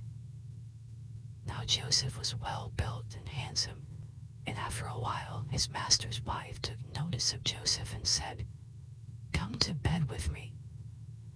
But he refused.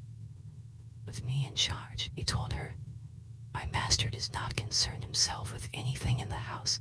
Everything he owns, he has entrusted to my care. No one is greater in this house than I am.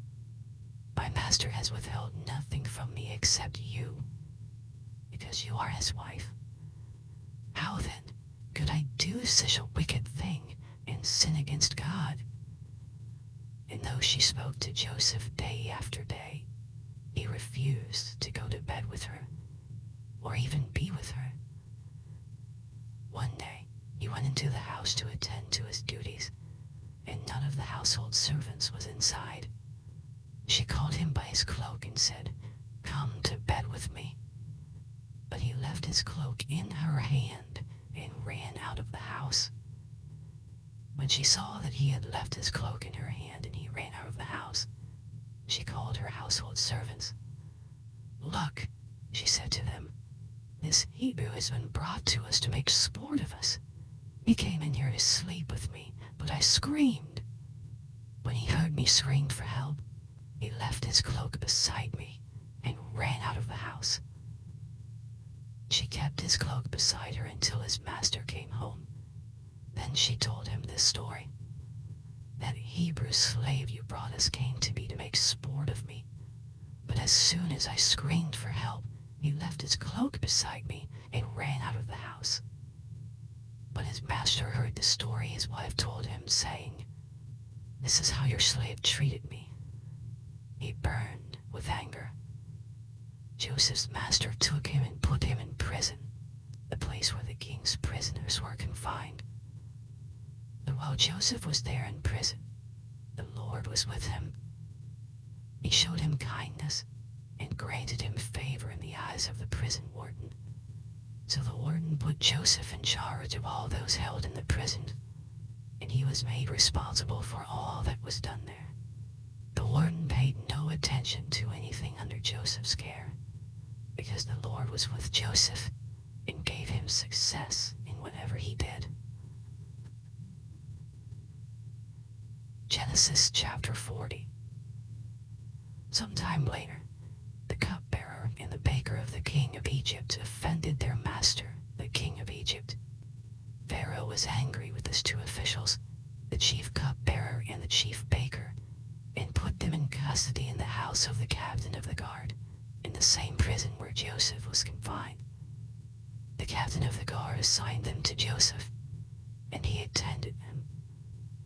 After they had been in custody for some time, each of the two men, the cupbearer and the baker of the king of Egypt, who were being held in prison, had a dream the same night, and each dream had a meaning of its own.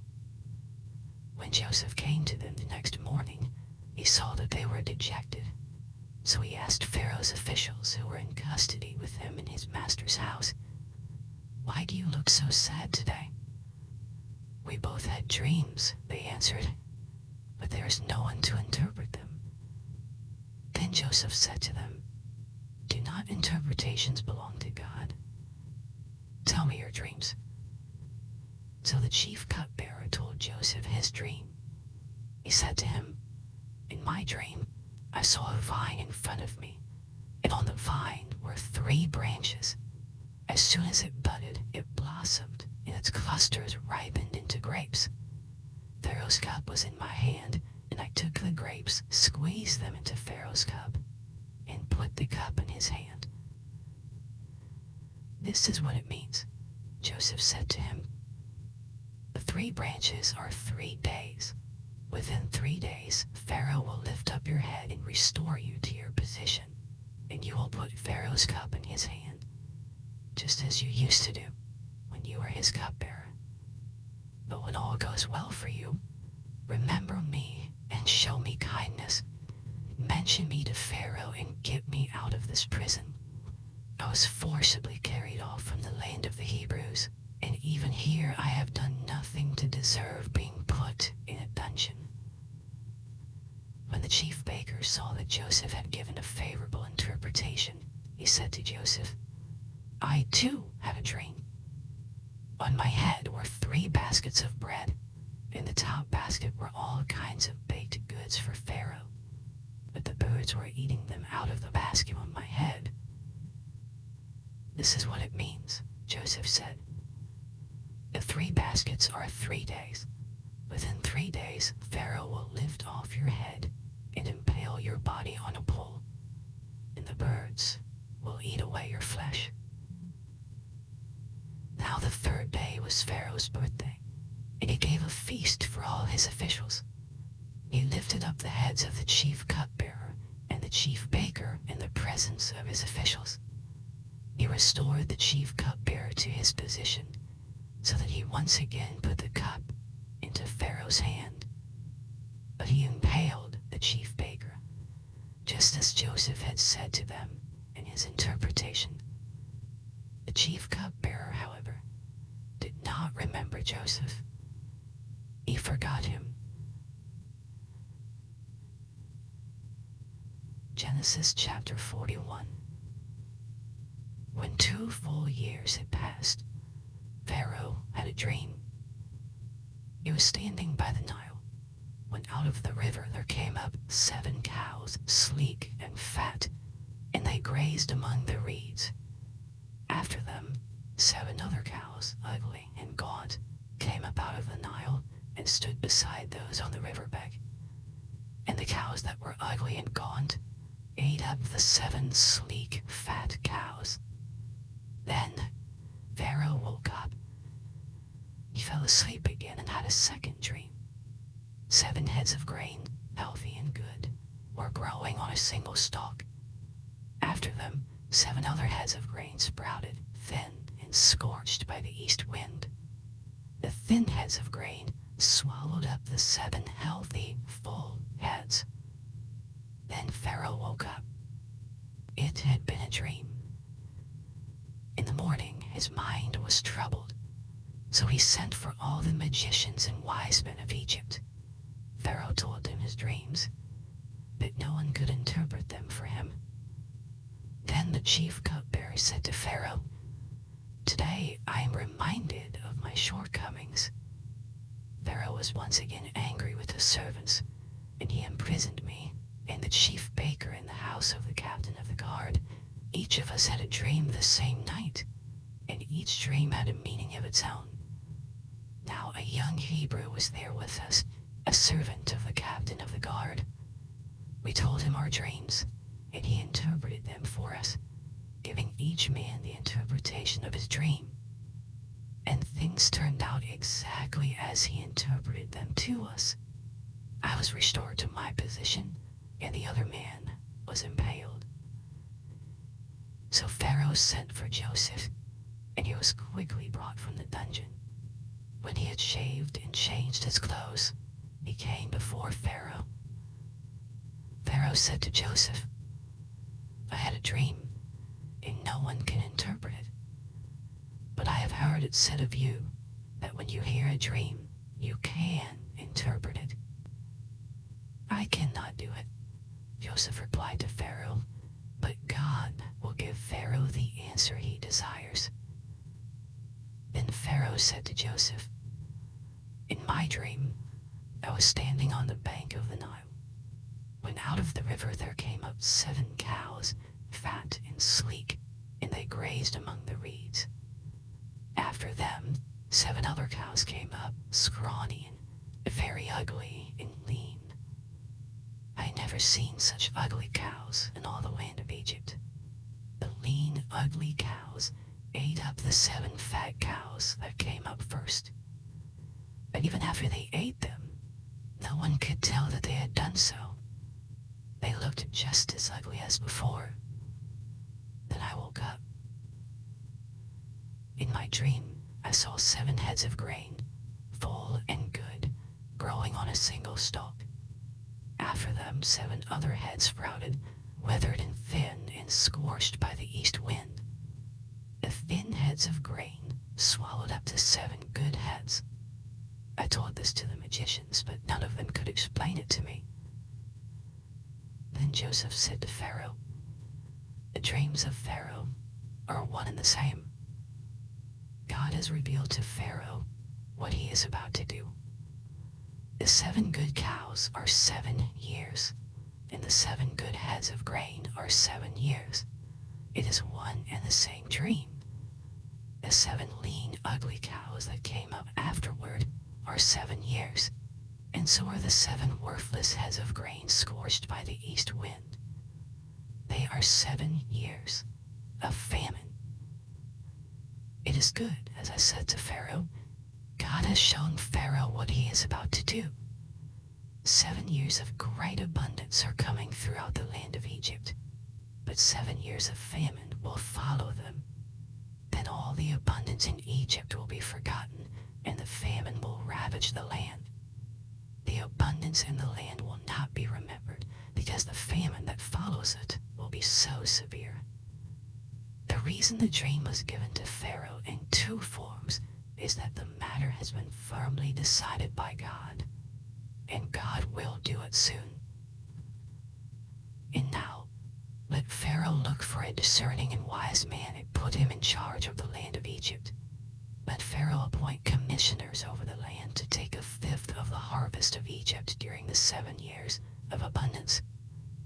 They should collect all the food of these good years that are coming and store up the grain under the authority of Pharaoh to be kept in the cities for food.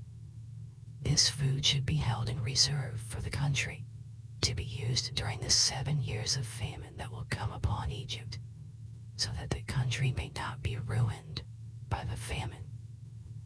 The plan seemed good to Pharaoh and to all his officials. So Pharaoh asked them, "Can we find anyone like this man, one in whom is the Spirit of God?" Then Pharaoh said to Joseph, "Since God has made all this known to you, there is no one so discerning and wise as you. You should be in charge of my palace, and all my people are to submit to your orders. Only with respect to the throne will I be greater than you." So Pharaoh said to Joseph, "I hereby put you in charge of the whole land of Egypt." Then Pharaoh took his signet ring from his finger put it on Joseph's finger. He dressed him in robes of fine linen and put a gold chain around his neck. He had him ride in a chariot as his second in command, and people shouted before him, "Make way!" Thus he put him in charge of the whole land of Egypt.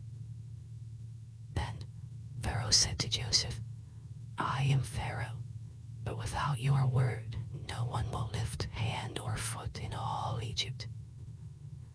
Pharaoh gave Joseph the name Zephanath-Paneah, and gave him Asnath, daughter of Potipharah, priest of On, to be his wife. And Joseph went throughout the land of Egypt. Joseph was 30 years old when he entered the service of Pharaoh, king of Egypt. And Joseph went out from Pharaoh's presence and traveled throughout Egypt. During the 7 years of abundance, the land produced plentifully. Joseph collected all the food produced in those 7 years of abundance in Egypt and stored it in the cities. In each city he put the food grown in the fields surrounding it. Joseph stored up huge quantities of grain, like the sand of the sea. It was so much that he stopped keeping records because it was beyond measure. Before the years of famine came, 2 sons were born to Joseph by Asnath, daughter of Potipharah, priest of On. Joseph named his firstborn Manasseh and said, "It is because God has made me forget all my trouble and all my father's household." The second son he named Ephraim and said, "It is because God has made me fruitful in the land of my suffering." The 7 years of abundance in Egypt came to an end, and the 7 years of famine began, just as Joseph had said. There was famine in all the other lands, but in the whole land of Egypt there was food. When all Egypt began to feel the famine, the people cried to Pharaoh for food. Then Pharaoh told all the Egyptians, "Go to Joseph and do what he tells you." When the famine had spread over the whole country, Joseph opened the storehouses and sold grain to the Egyptians, for the famine was severe throughout Egypt, and all the world came to Egypt to buy grain from Joseph, because the famine was severe everywhere. Genesis chapter 42.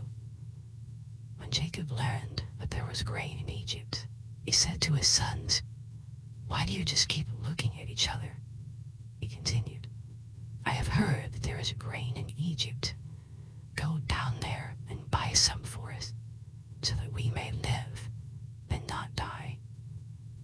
Then 10 of Joseph's brothers went down to buy grain from Egypt.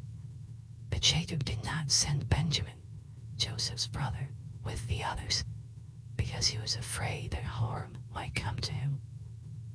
So Israel's sons were among those who went to buy grain, for there was famine in the land of Canaan also. Now Joseph was the governor of the land, the person who sold grain to all its people. So when Joseph's brothers arrived, they bowed down to him with their faces to the ground. As soon as Joseph saw his brothers, he recognized them, but he pretended to be a stranger and spoke harshly to them. "Where do you come from?" he asked. "From the land of Canaan," they replied, "to buy food." Although Joseph recognized his brothers, they did not recognize him. Then he remembered his dreams about them and said to them, "You are spies. You have come to see where our land is unprotected." "No, my lord," they answered. "Your servants have come to buy food. We are all the sons of one man. Your servants are honest men, not spies." "No," he said to them, "you have come to see where our land is unprotected." But they replied, "Your servants were 12 brothers, the sons of one man who lives in the land of Canaan.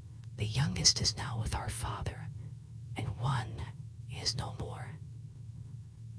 Joseph said to them, It is just as I told you. You are spies, and this is how you will be tested. As surely as Pharaoh lives, you will not leave this place unless your youngest brother comes here. Send one of your number to get your brother. The rest of you will be kept in prison, so that your words may be tested to see if you are telling the truth. If you are not, then as surely as Pharaoh lives, you are spies. And he put them all in custody for 3 days. On the 3rd day, Joseph said to them, "Do this and you will live, for I fear God. If you are honest men, let one of your brothers stay here in prison, while the rest of you go and take grain back for your starving households. But you must bring your youngest brother to me, so that your words may be verified and that you may not die." This they proceeded to do. They said to one another, "Surely we are being punished because of our brother. We saw how distressed he was when he pleaded with us for his life, but we would not listen. That's why this distress has come on us." Reuben replied, "Didn't I tell you not to sin against the boy? But you wouldn't listen. Now we must give an accounting for his blood." They did not realize that Joseph could understand them, since he was using an interpreter. He turned away from them and began to weep, but then came back and spoke to them again. He had Simeon taken from them and bound before their eyes. Joseph gave orders to fill their bags with grain, to put each man's silver back in his sack, and to give them provisions for their journey. After this was done for them, they loaded their grain on their donkeys and left. At the place where they stopped for the night, one of them opened his sack to get feed for his donkey, and he saw his silver in the mouth of his sack. "My silver has been returned," he said to his brothers. "Here it is in my sack." Their hearts sank, and they turned to each other trembling and said, "What is this that God has done to us?" When they came to their father Jacob in the land of Canaan, they told him all that had happened to them. They said, "The man who was lord over the land spoke harshly to us and treated us as though we were spying on the land. But we said to him, 'We are honest men, we are not spies. We were 12 brothers, sons of one father. One is no more, and the youngest is now with our father in Canaan.'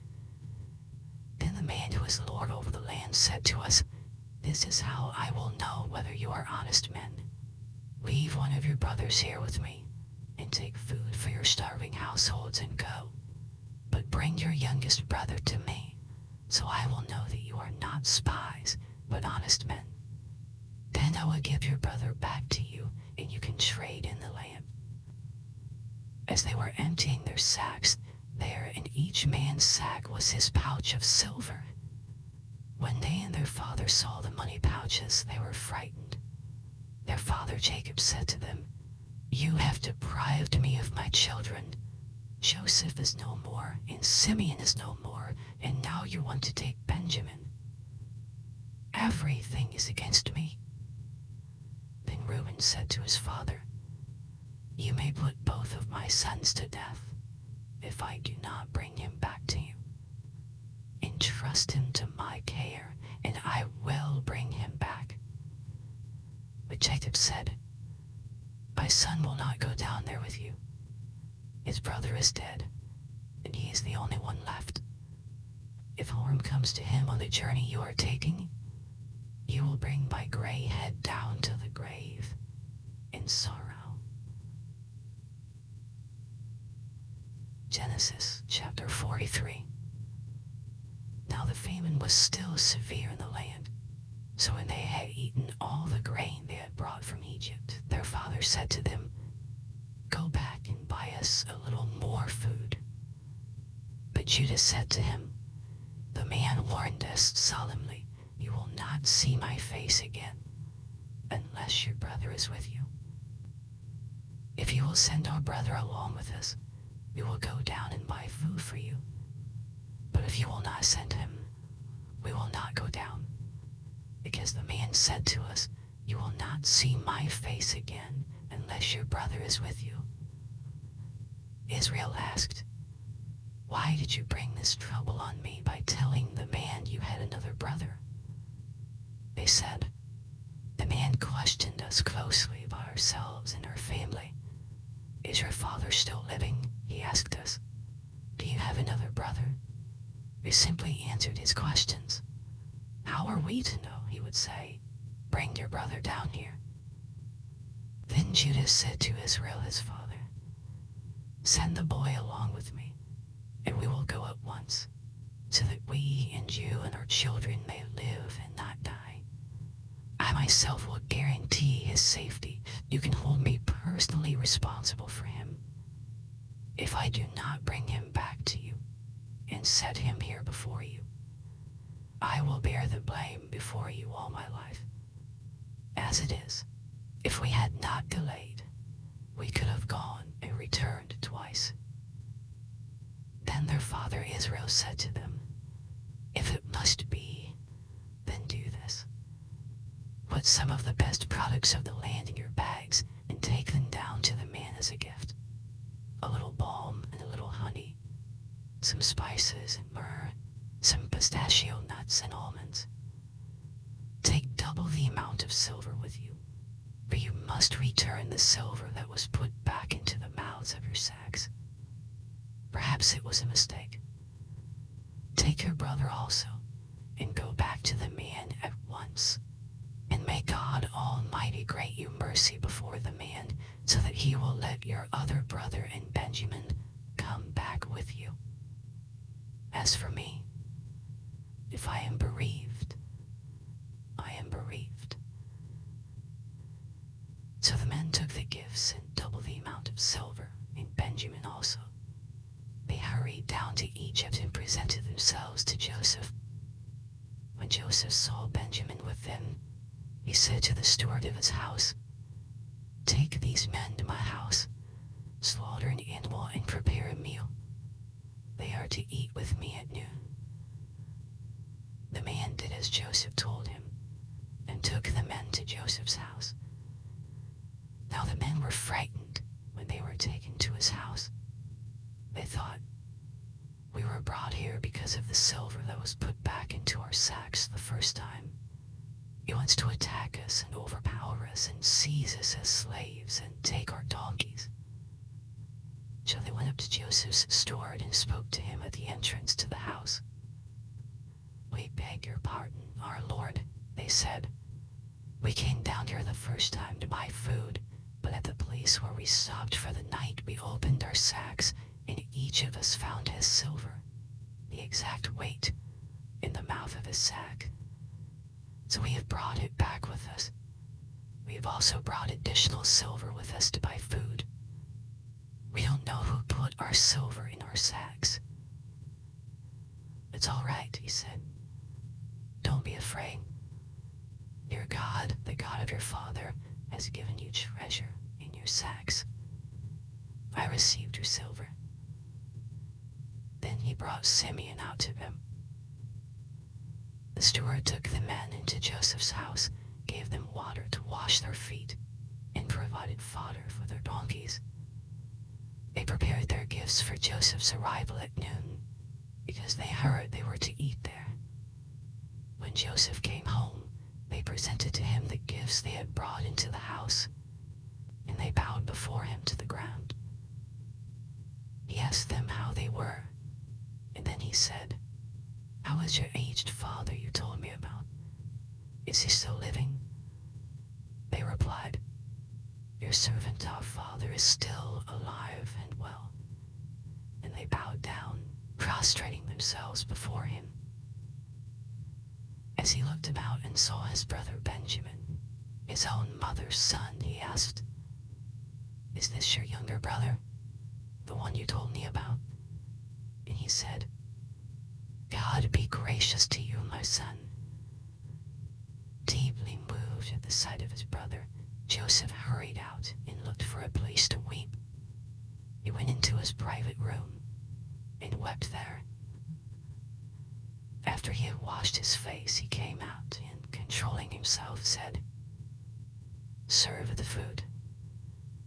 They served him by himself, the brothers by themselves, and the Egyptians who ate with him by themselves, because Egyptians could not eat with Hebrews, for that is detestable to Egyptians. The men had been seated before him in the order of their ages, from the firstborn to the youngest, and they looked at each other in astonishment. When portions were served to them from Joseph's table, Benjamin's portion was 5 times as much as anyone else's. So they feasted and drank freely with him. Genesis chapter 44. Now Joseph gave these instructions to the steward of his house. Fill the men's sacks with as much food as they can carry, and put each man's silver in the mouth of his sack. Then put my cup, the silver one, in the mouth of the youngest one's sack, along with the silver for his grain. And he did as Joseph said. As morning dawned, the men were sent on their way with their donkeys. They had not gone far from the city when Joseph said to his steward, "Go after those men at once, and when you catch up with them, say to them, 'Why have you repaid good with evil? Isn't this the cup my master drinks from and also uses for divination? This is a wicked thing you have done.'" When he caught up with them, he repeated these words to them. But they said to him, "Why does my lord say such things? Far be it from your servants to do anything like that. We even brought back to you from the land of Canaan the silver we found inside the mouths of our sacks. So why would we steal silver or gold from your master's house? If any of your servants has found to have it, he will die, and the rest of us will become my lord's slaves." "Very well then," he said, "let it be as you say. Whoever is found to have it will become my slave. The rest of you will be free from blame." Each of them quickly lowered his sack to the ground and opened it. Then the steward proceeded to search, beginning with the oldest and ending with the youngest. And the cup was found in Benjamin's sack. At this they tore their clothes. Then they all loaded their donkeys and returned to the city. Joseph was still in the house when Judah and his brothers came in, and they threw themselves to the ground before him. Joseph said to them, "What is this you have done? Don't you know that a man like me can find things out by divination?" "What can we say to my lord?" Judah replied. "What can we say? How can we prove our innocence?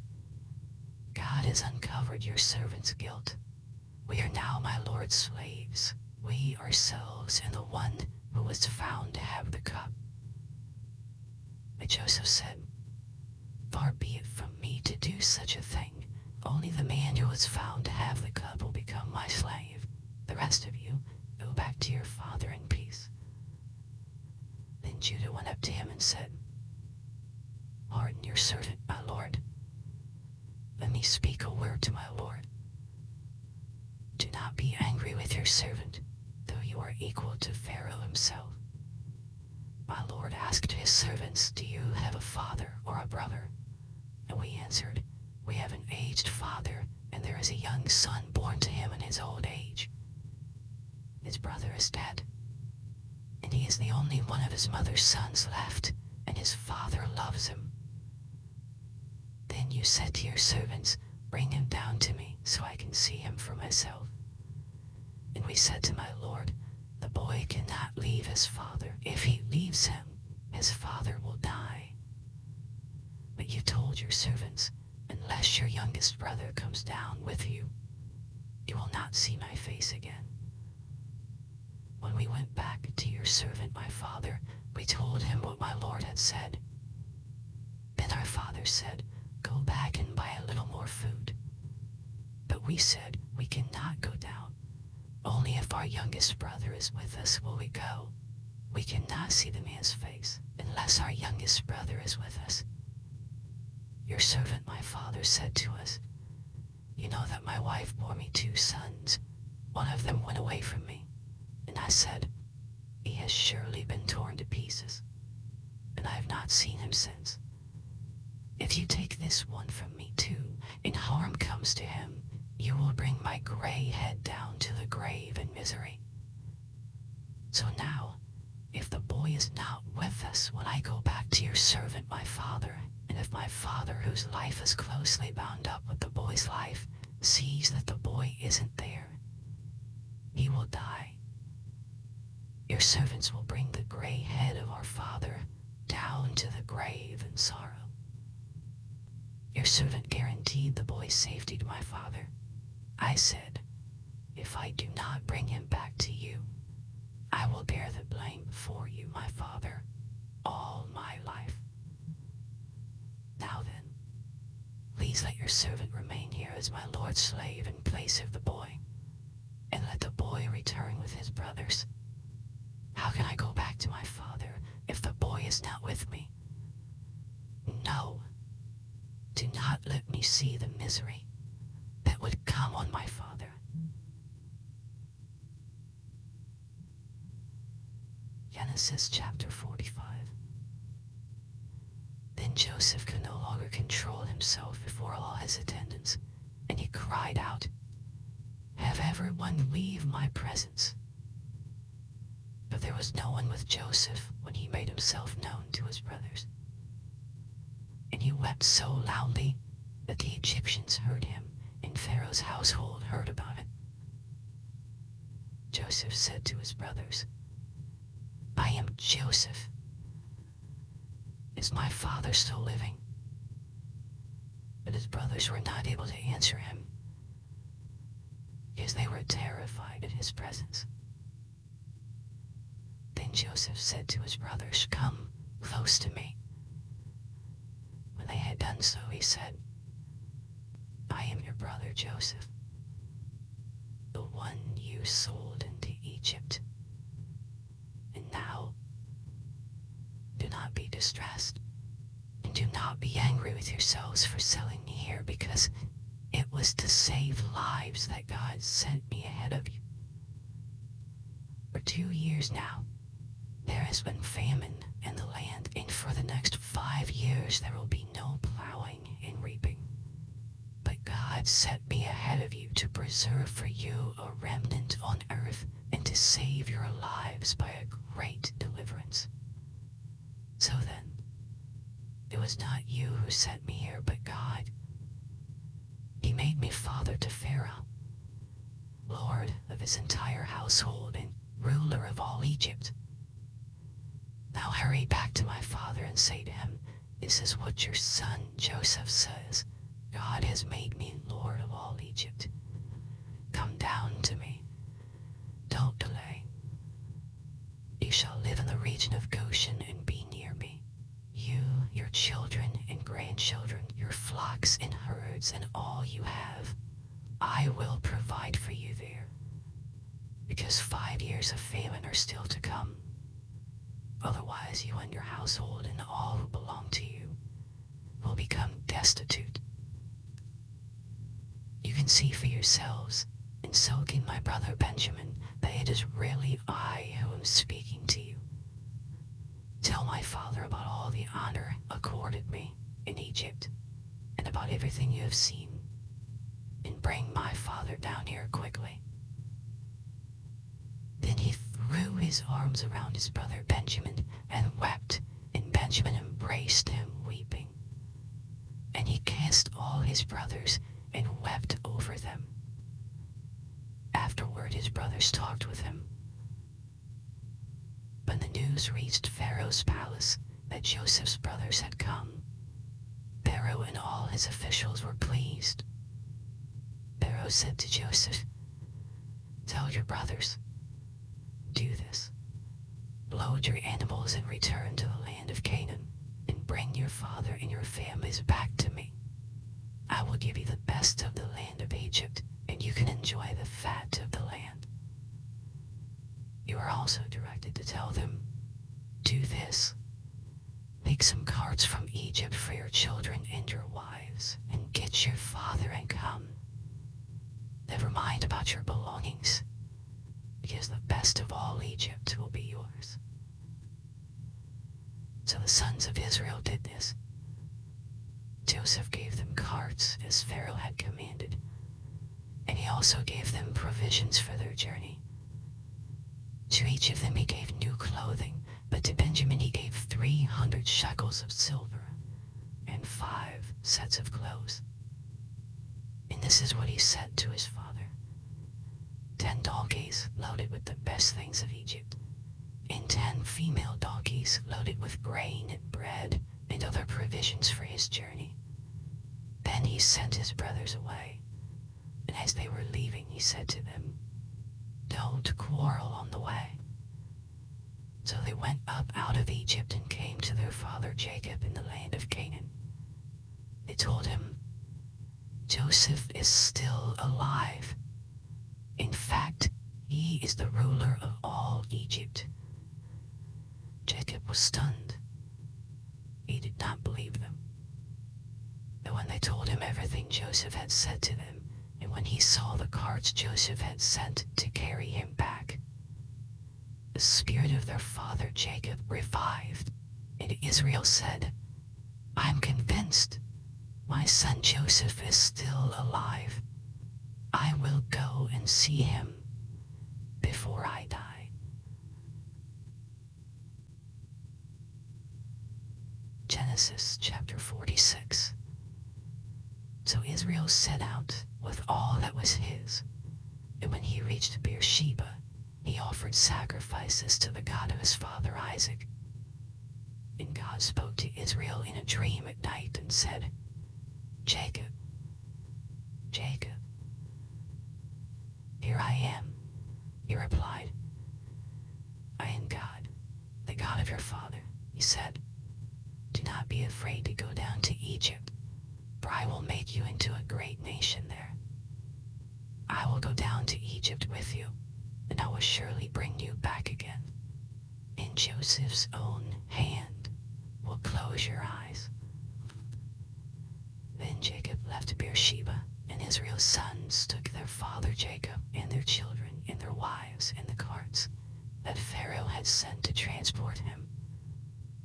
So Jacob and all his offspring went to Egypt, taking with them their livestock and the possessions they had acquired in Canaan.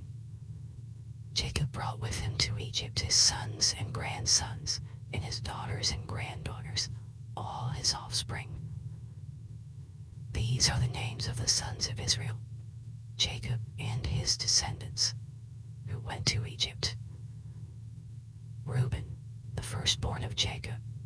The sons of Reuben: Hanok, Palu, Hezron, and Carmi. The sons of Simeon: Jemuel, Jamin, Ohad, Jachin, Zohar, and Shaul, the son of a Canaanite woman.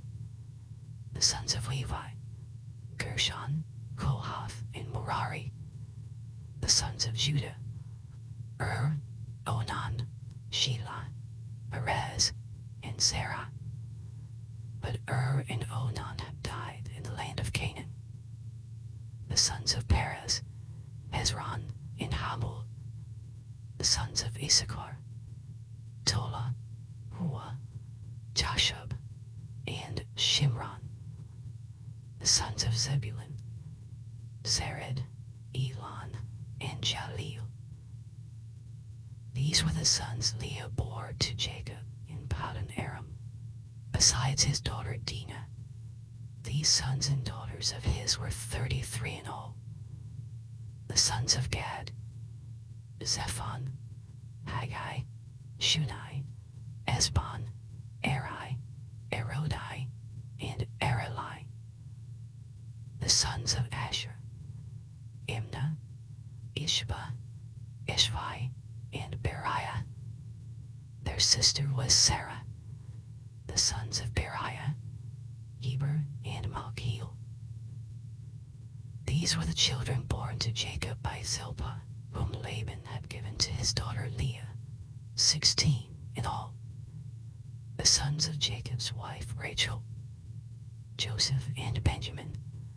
In Egypt, Manasseh and Ephraim were born to Joseph by Asnath, daughter of Potiphera, priest of On.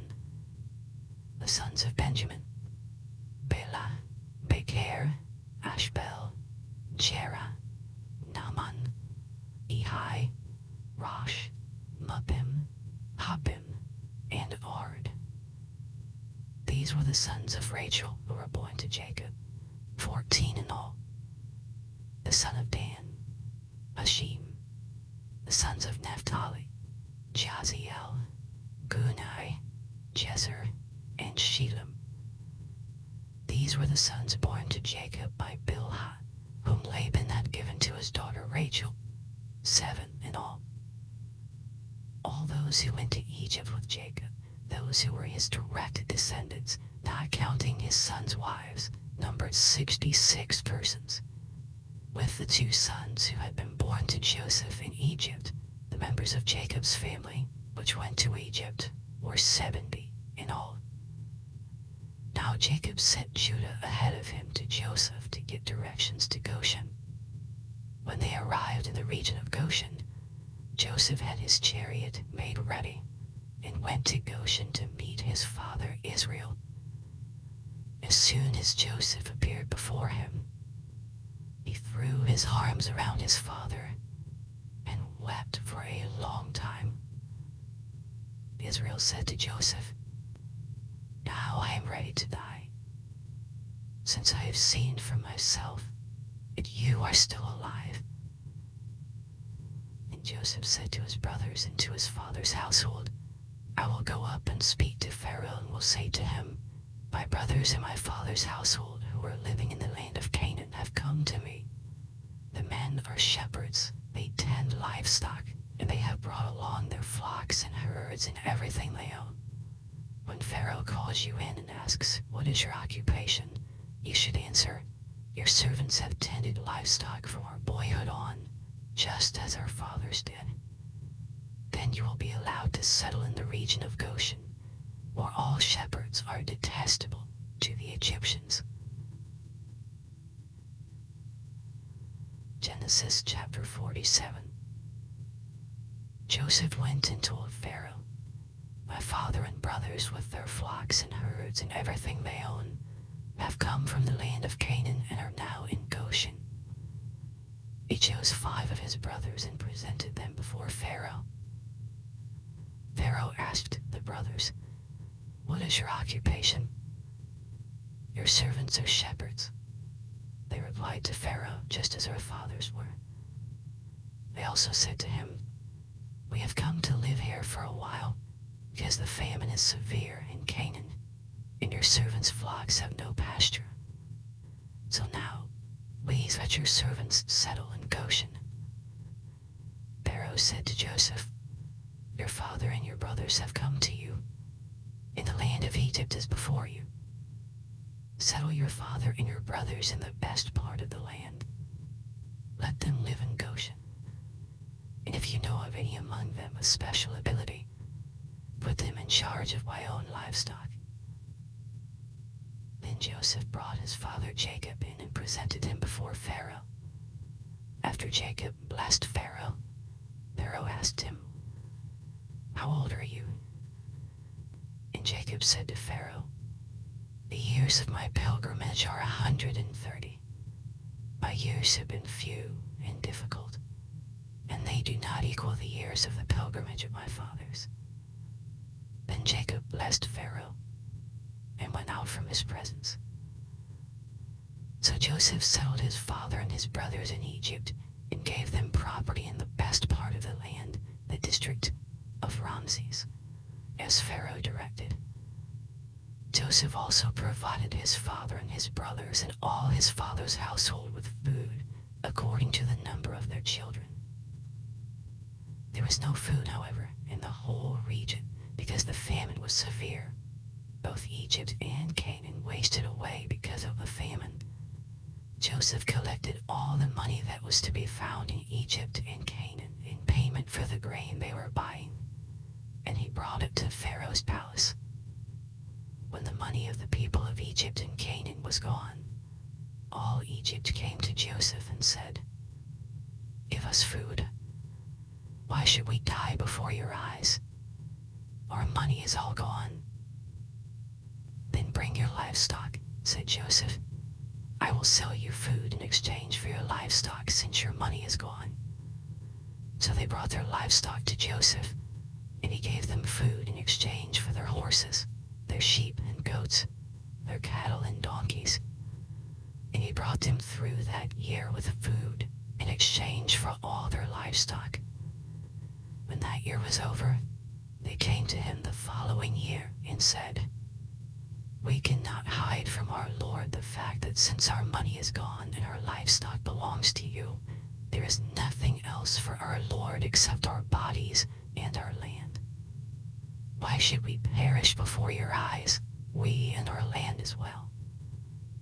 Buy us and our land in exchange for food, and we with our land will be in bondage to Pharaoh. Give us seed so that we may live and not die, and that the land may not become desolate." So Joseph bought all the land in Egypt for Pharaoh. The Egyptians, one and all, sold their fields because the famine was too severe for them. The land became Pharaoh's, and Joseph reduced the people to servitude, from one end of Egypt to the other. However, he did not buy the land of the priests because they received a regular allotment from Pharaoh and had food enough from the allotment Pharaoh gave them. That is why they did not sell their land. Joseph said to the people, "Now that I have bought you and your land today for Pharaoh, there is seed for you so you can plant the ground. But when the crop comes in, give a fifth of it to Pharaoh. The other 4/5 you may keep as seed for the fields and as food for yourselves and your households and your children." "You have saved our lives," they said. "May we find favor in the eyes of our Lord. We will be in bondage to Pharaoh." So Joseph established it as a law concerning land in Egypt, still in force today, that a fifth of the produce belongs to Pharaoh. It was only the land of the priests that did not become Pharaoh's. Now the Israelites settled in Egypt in the region of Goshen. They acquired property there and were fruitful and increased greatly in number. Jacob lived in Egypt 17 years, and the years of his life were 147. When the time drew near for Israel to die, he called for his son Joseph and said to him, "If I have found favor in your eyes, put your hand under my thigh and promise that you will show me kindness and faithfulness. Do not bury me in Egypt, but when I rest with my fathers, carry me out of Egypt and bury me where they are buried." "I will do as you say," he said. "Swear to me," he said. Then Joseph swore to him, and Israel worshipped as he leaned on the top of his staff.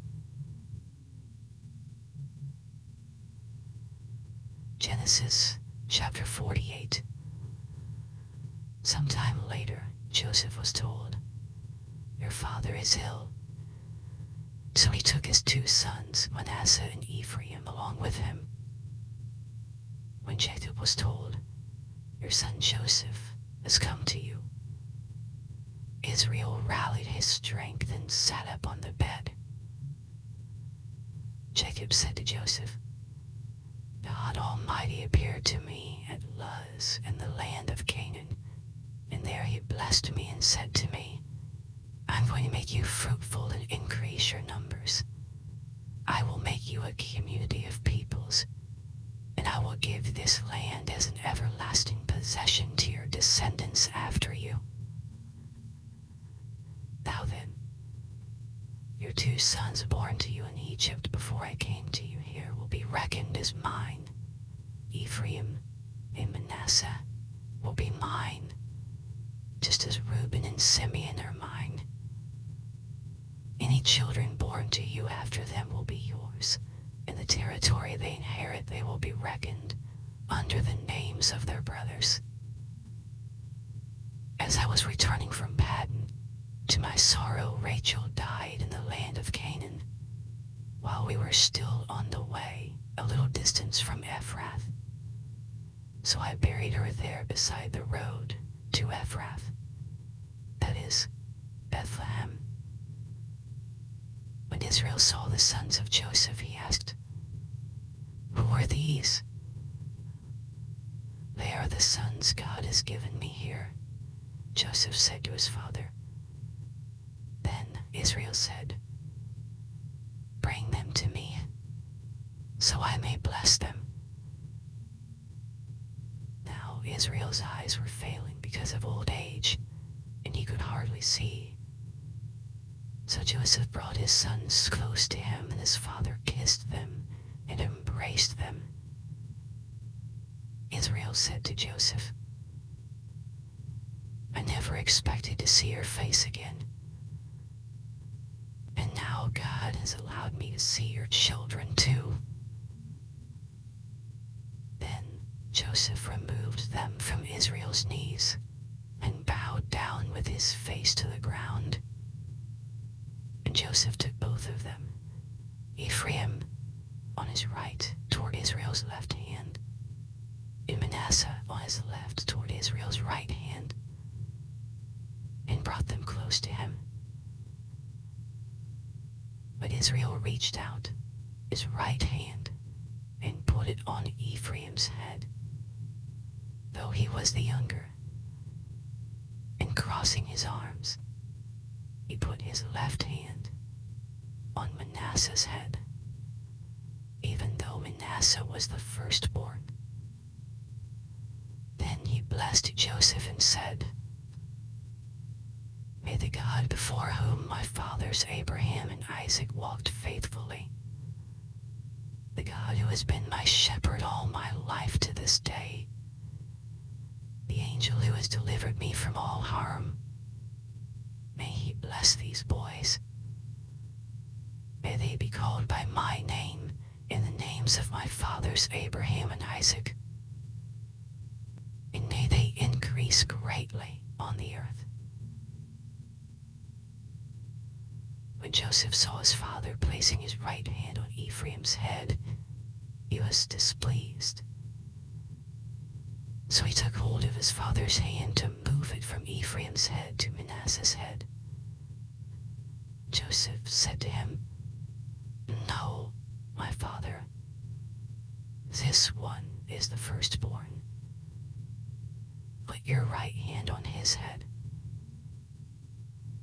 But his father refused and said, "I know, my son, I know. He too will become a people, and he too will become great. Nevertheless, his younger brother will be greater than he, and his descendants will become a group of nations." He blessed them that day and said, "In your name will Israel pronounce this blessing. May God make you like Ephraim and Manasseh." So he put Ephraim ahead of Manasseh. Then Israel said to Joseph, "I am about to die, but God will be with you and take you back to the land of your fathers. And to you I give one more ridge of land than to your brothers, the ridge I took from the Amorites with my sword and my bow." Genesis chapter 49. Then Jacob called for his sons and said, "Gather around, so I can tell you what will happen to you in days to come. Assemble and listen, sons of Jacob. Listen to your father Israel. Reuben, you are my firstborn, my might, the first sign of my strength, excelling in honor, excelling in power. turbulent as the waters, you will no longer excel. For you went up onto your father's bed, onto my couch, and defiled it. Simeon and Levi are brothers. Their swords are weapons of violence. Let me not enter their council. Let me not join their assembly. For they have killed men in their anger, and hamstrung oxen as they pleased. Cursed by their anger so fierce, and their fury so cruel, I will scatter them in Jacob, and disperse them in Israel. Judah, your brothers will praise you. Your hand will be on the neck of your enemies. Your father's sons will bow down to you. You are a lion's cub, Judah. You return from the prey, my son. Like a lion he crouches and lies down, like a lioness who dares to rouse him. The scepter will not depart from Judah, nor the ruler's staff from between his feet, until he to whom it belongs shall come, and the obedience of the nations shall be his. He will tether his donkey to a vine, his colt to the choicest branch. He will wash his garments in wine, his robes in the blood of grapes. His eyes will be darker than wine, his teeth whiter than milk. Zebulun will live by the seashore and become a haven for ships. His border will extend towards Sidon. Issachar is a raw-boned donkey lying down among the sheep pens. When he sees how good is his resting place and how pleasant is his land, he will bend his shoulder to the burden and submit to forced labor. Dan will provide justice for his people as one of the tribes of Israel. Dan will be a snake by the roadside, a viper along the path that bites the horse's heels so that its rider tumbles backward.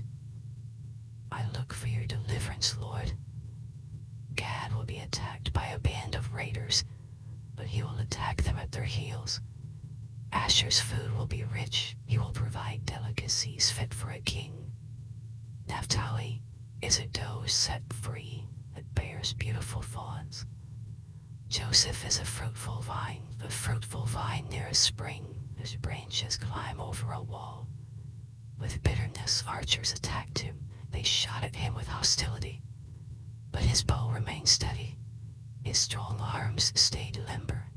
Because of the hand of the mighty one of Jacob, because of the shepherd, the rock of Israel, because of your father's God, who helps you, because of the Almighty, who blesses you with the blessings of the skies above, blessings of the deep springs below, blessings of the breast and womb. Your father's blessings are greater than the blessings of the ancient mountains, than the bounty of the age-old hills. Let all these rest on the head of Joseph, on the brow of the prince among his brothers. Benjamin is a ravenous wolf. In the morning he devours the prey, in the evening he divides the plunder. All these are the 12 tribes of Israel, and this is what their father said to them when he blessed them, giving each the blessing appropriate to him. Then he gave them these instructions. I am about to be gathered to my people. Bury me with my fathers in the cave in the field of Ephron the Hittite, the cave in the field of Machpelah, near Mamre in Canaan, which Abraham bought along with the field as a burial place for Ephron the Hittite. There, Abraham and his wife Sarah were buried. There, Isaac and his wife Rebekah were buried. And there, I buried Leah. The field and the cave in it were bought from the Hittites. When Jacob had finished giving instructions to his sons, he drew his feet up into the bed, breathed his last, and was gathered to his people. Genesis chapter 50. Joseph threw himself on his father and wept over him and kissed him. Then Joseph directed the physicians in his service to embalm his father Israel. So the physicians embalmed him, taking a full 40 days. But that was the time required for embalming, and the Egyptians mourned for him 70 days. When the days of mourning had passed, Joseph said to Pharaoh's court, "If I have found favor in your eyes, speak to Pharaoh for me. Tell him, my father made me swear an oath and said, I am about to die. Bury me in the tomb I dug for myself in the land of Canaan. Now let me go up and bury my father. Then I will return." Pharaoh said, "Go up and bury your father, as he made you swear to do." So Joseph went up to bury his father. All Pharaoh's officials accompanied him, the dignitaries of his court and all the dignitaries of Egypt, besides all the members of Joseph's household and his brothers and those belonging to his father's household. Only their children and their flocks and herds were left in Goshen. Chariots and horsemen also went up with him. It was a very large company. When they reached the threshing floor of Atad near the Jordan, they lamented loudly and bitterly. And there Joseph observed a 7-day period of mourning for his father. When the Canaanites who lived there saw the mourning of the threshing floor of Atad, they said, "The Egyptians are holding a solemn ceremony of mourning." That is why that place near the Jordan is called Abel Mizraim. So Jacob's sons did as he had commanded them. They carried him to the land of Canaan and buried him in a cave in the field of Machpelah, near Mamre, which Abraham had bought along with the field as a burial place from Ephron the Hittite. After burying his father, Joseph returned to Egypt together with his brothers and all the others who had gone with him to bury his father. When Joseph's brothers saw that their father was dead, they said, "What if Joseph holds a grudge against us and pays us back for all the wrongs we did to him?" So they sent word to Joseph, saying, "Your father left these instructions before he died. This is what you are to say to Joseph. I ask you to forgive your brothers the sins and the wrongs they committed in treating you so badly. Now please forgive the sins of the servants of the God of your father." When their message came to him, Joseph wept. His brothers then came and threw themselves down before him. "We are your slaves," they said. But Joseph said to them, "Don't be afraid. Am I in the place of God? You intended to harm me, but God intended it for good to accomplish what is now being done, the saving of many lives. So then, don't be afraid. I will provide for you and your children." And he reassured them and spoke kindly to them. Joseph stayed in Egypt along with all his father's family. He lived 110 years and saw the third generation of Ephraim's children. Also the children of Machir, son of Manasseh, were placed at birth on Joseph's knees. Then Joseph said to his brothers, "I am about to die, but God will surely come to your aid and take you up out of this land, to the land he promised on oath to Abraham, Isaac, and Jacob." And Joseph made the Israelites swear an oath and said, "God will surely come to your aid, and then you must carry my bones up from this place." So Joseph died at the age of 110, and after they embalmed him, he was placed in a coffin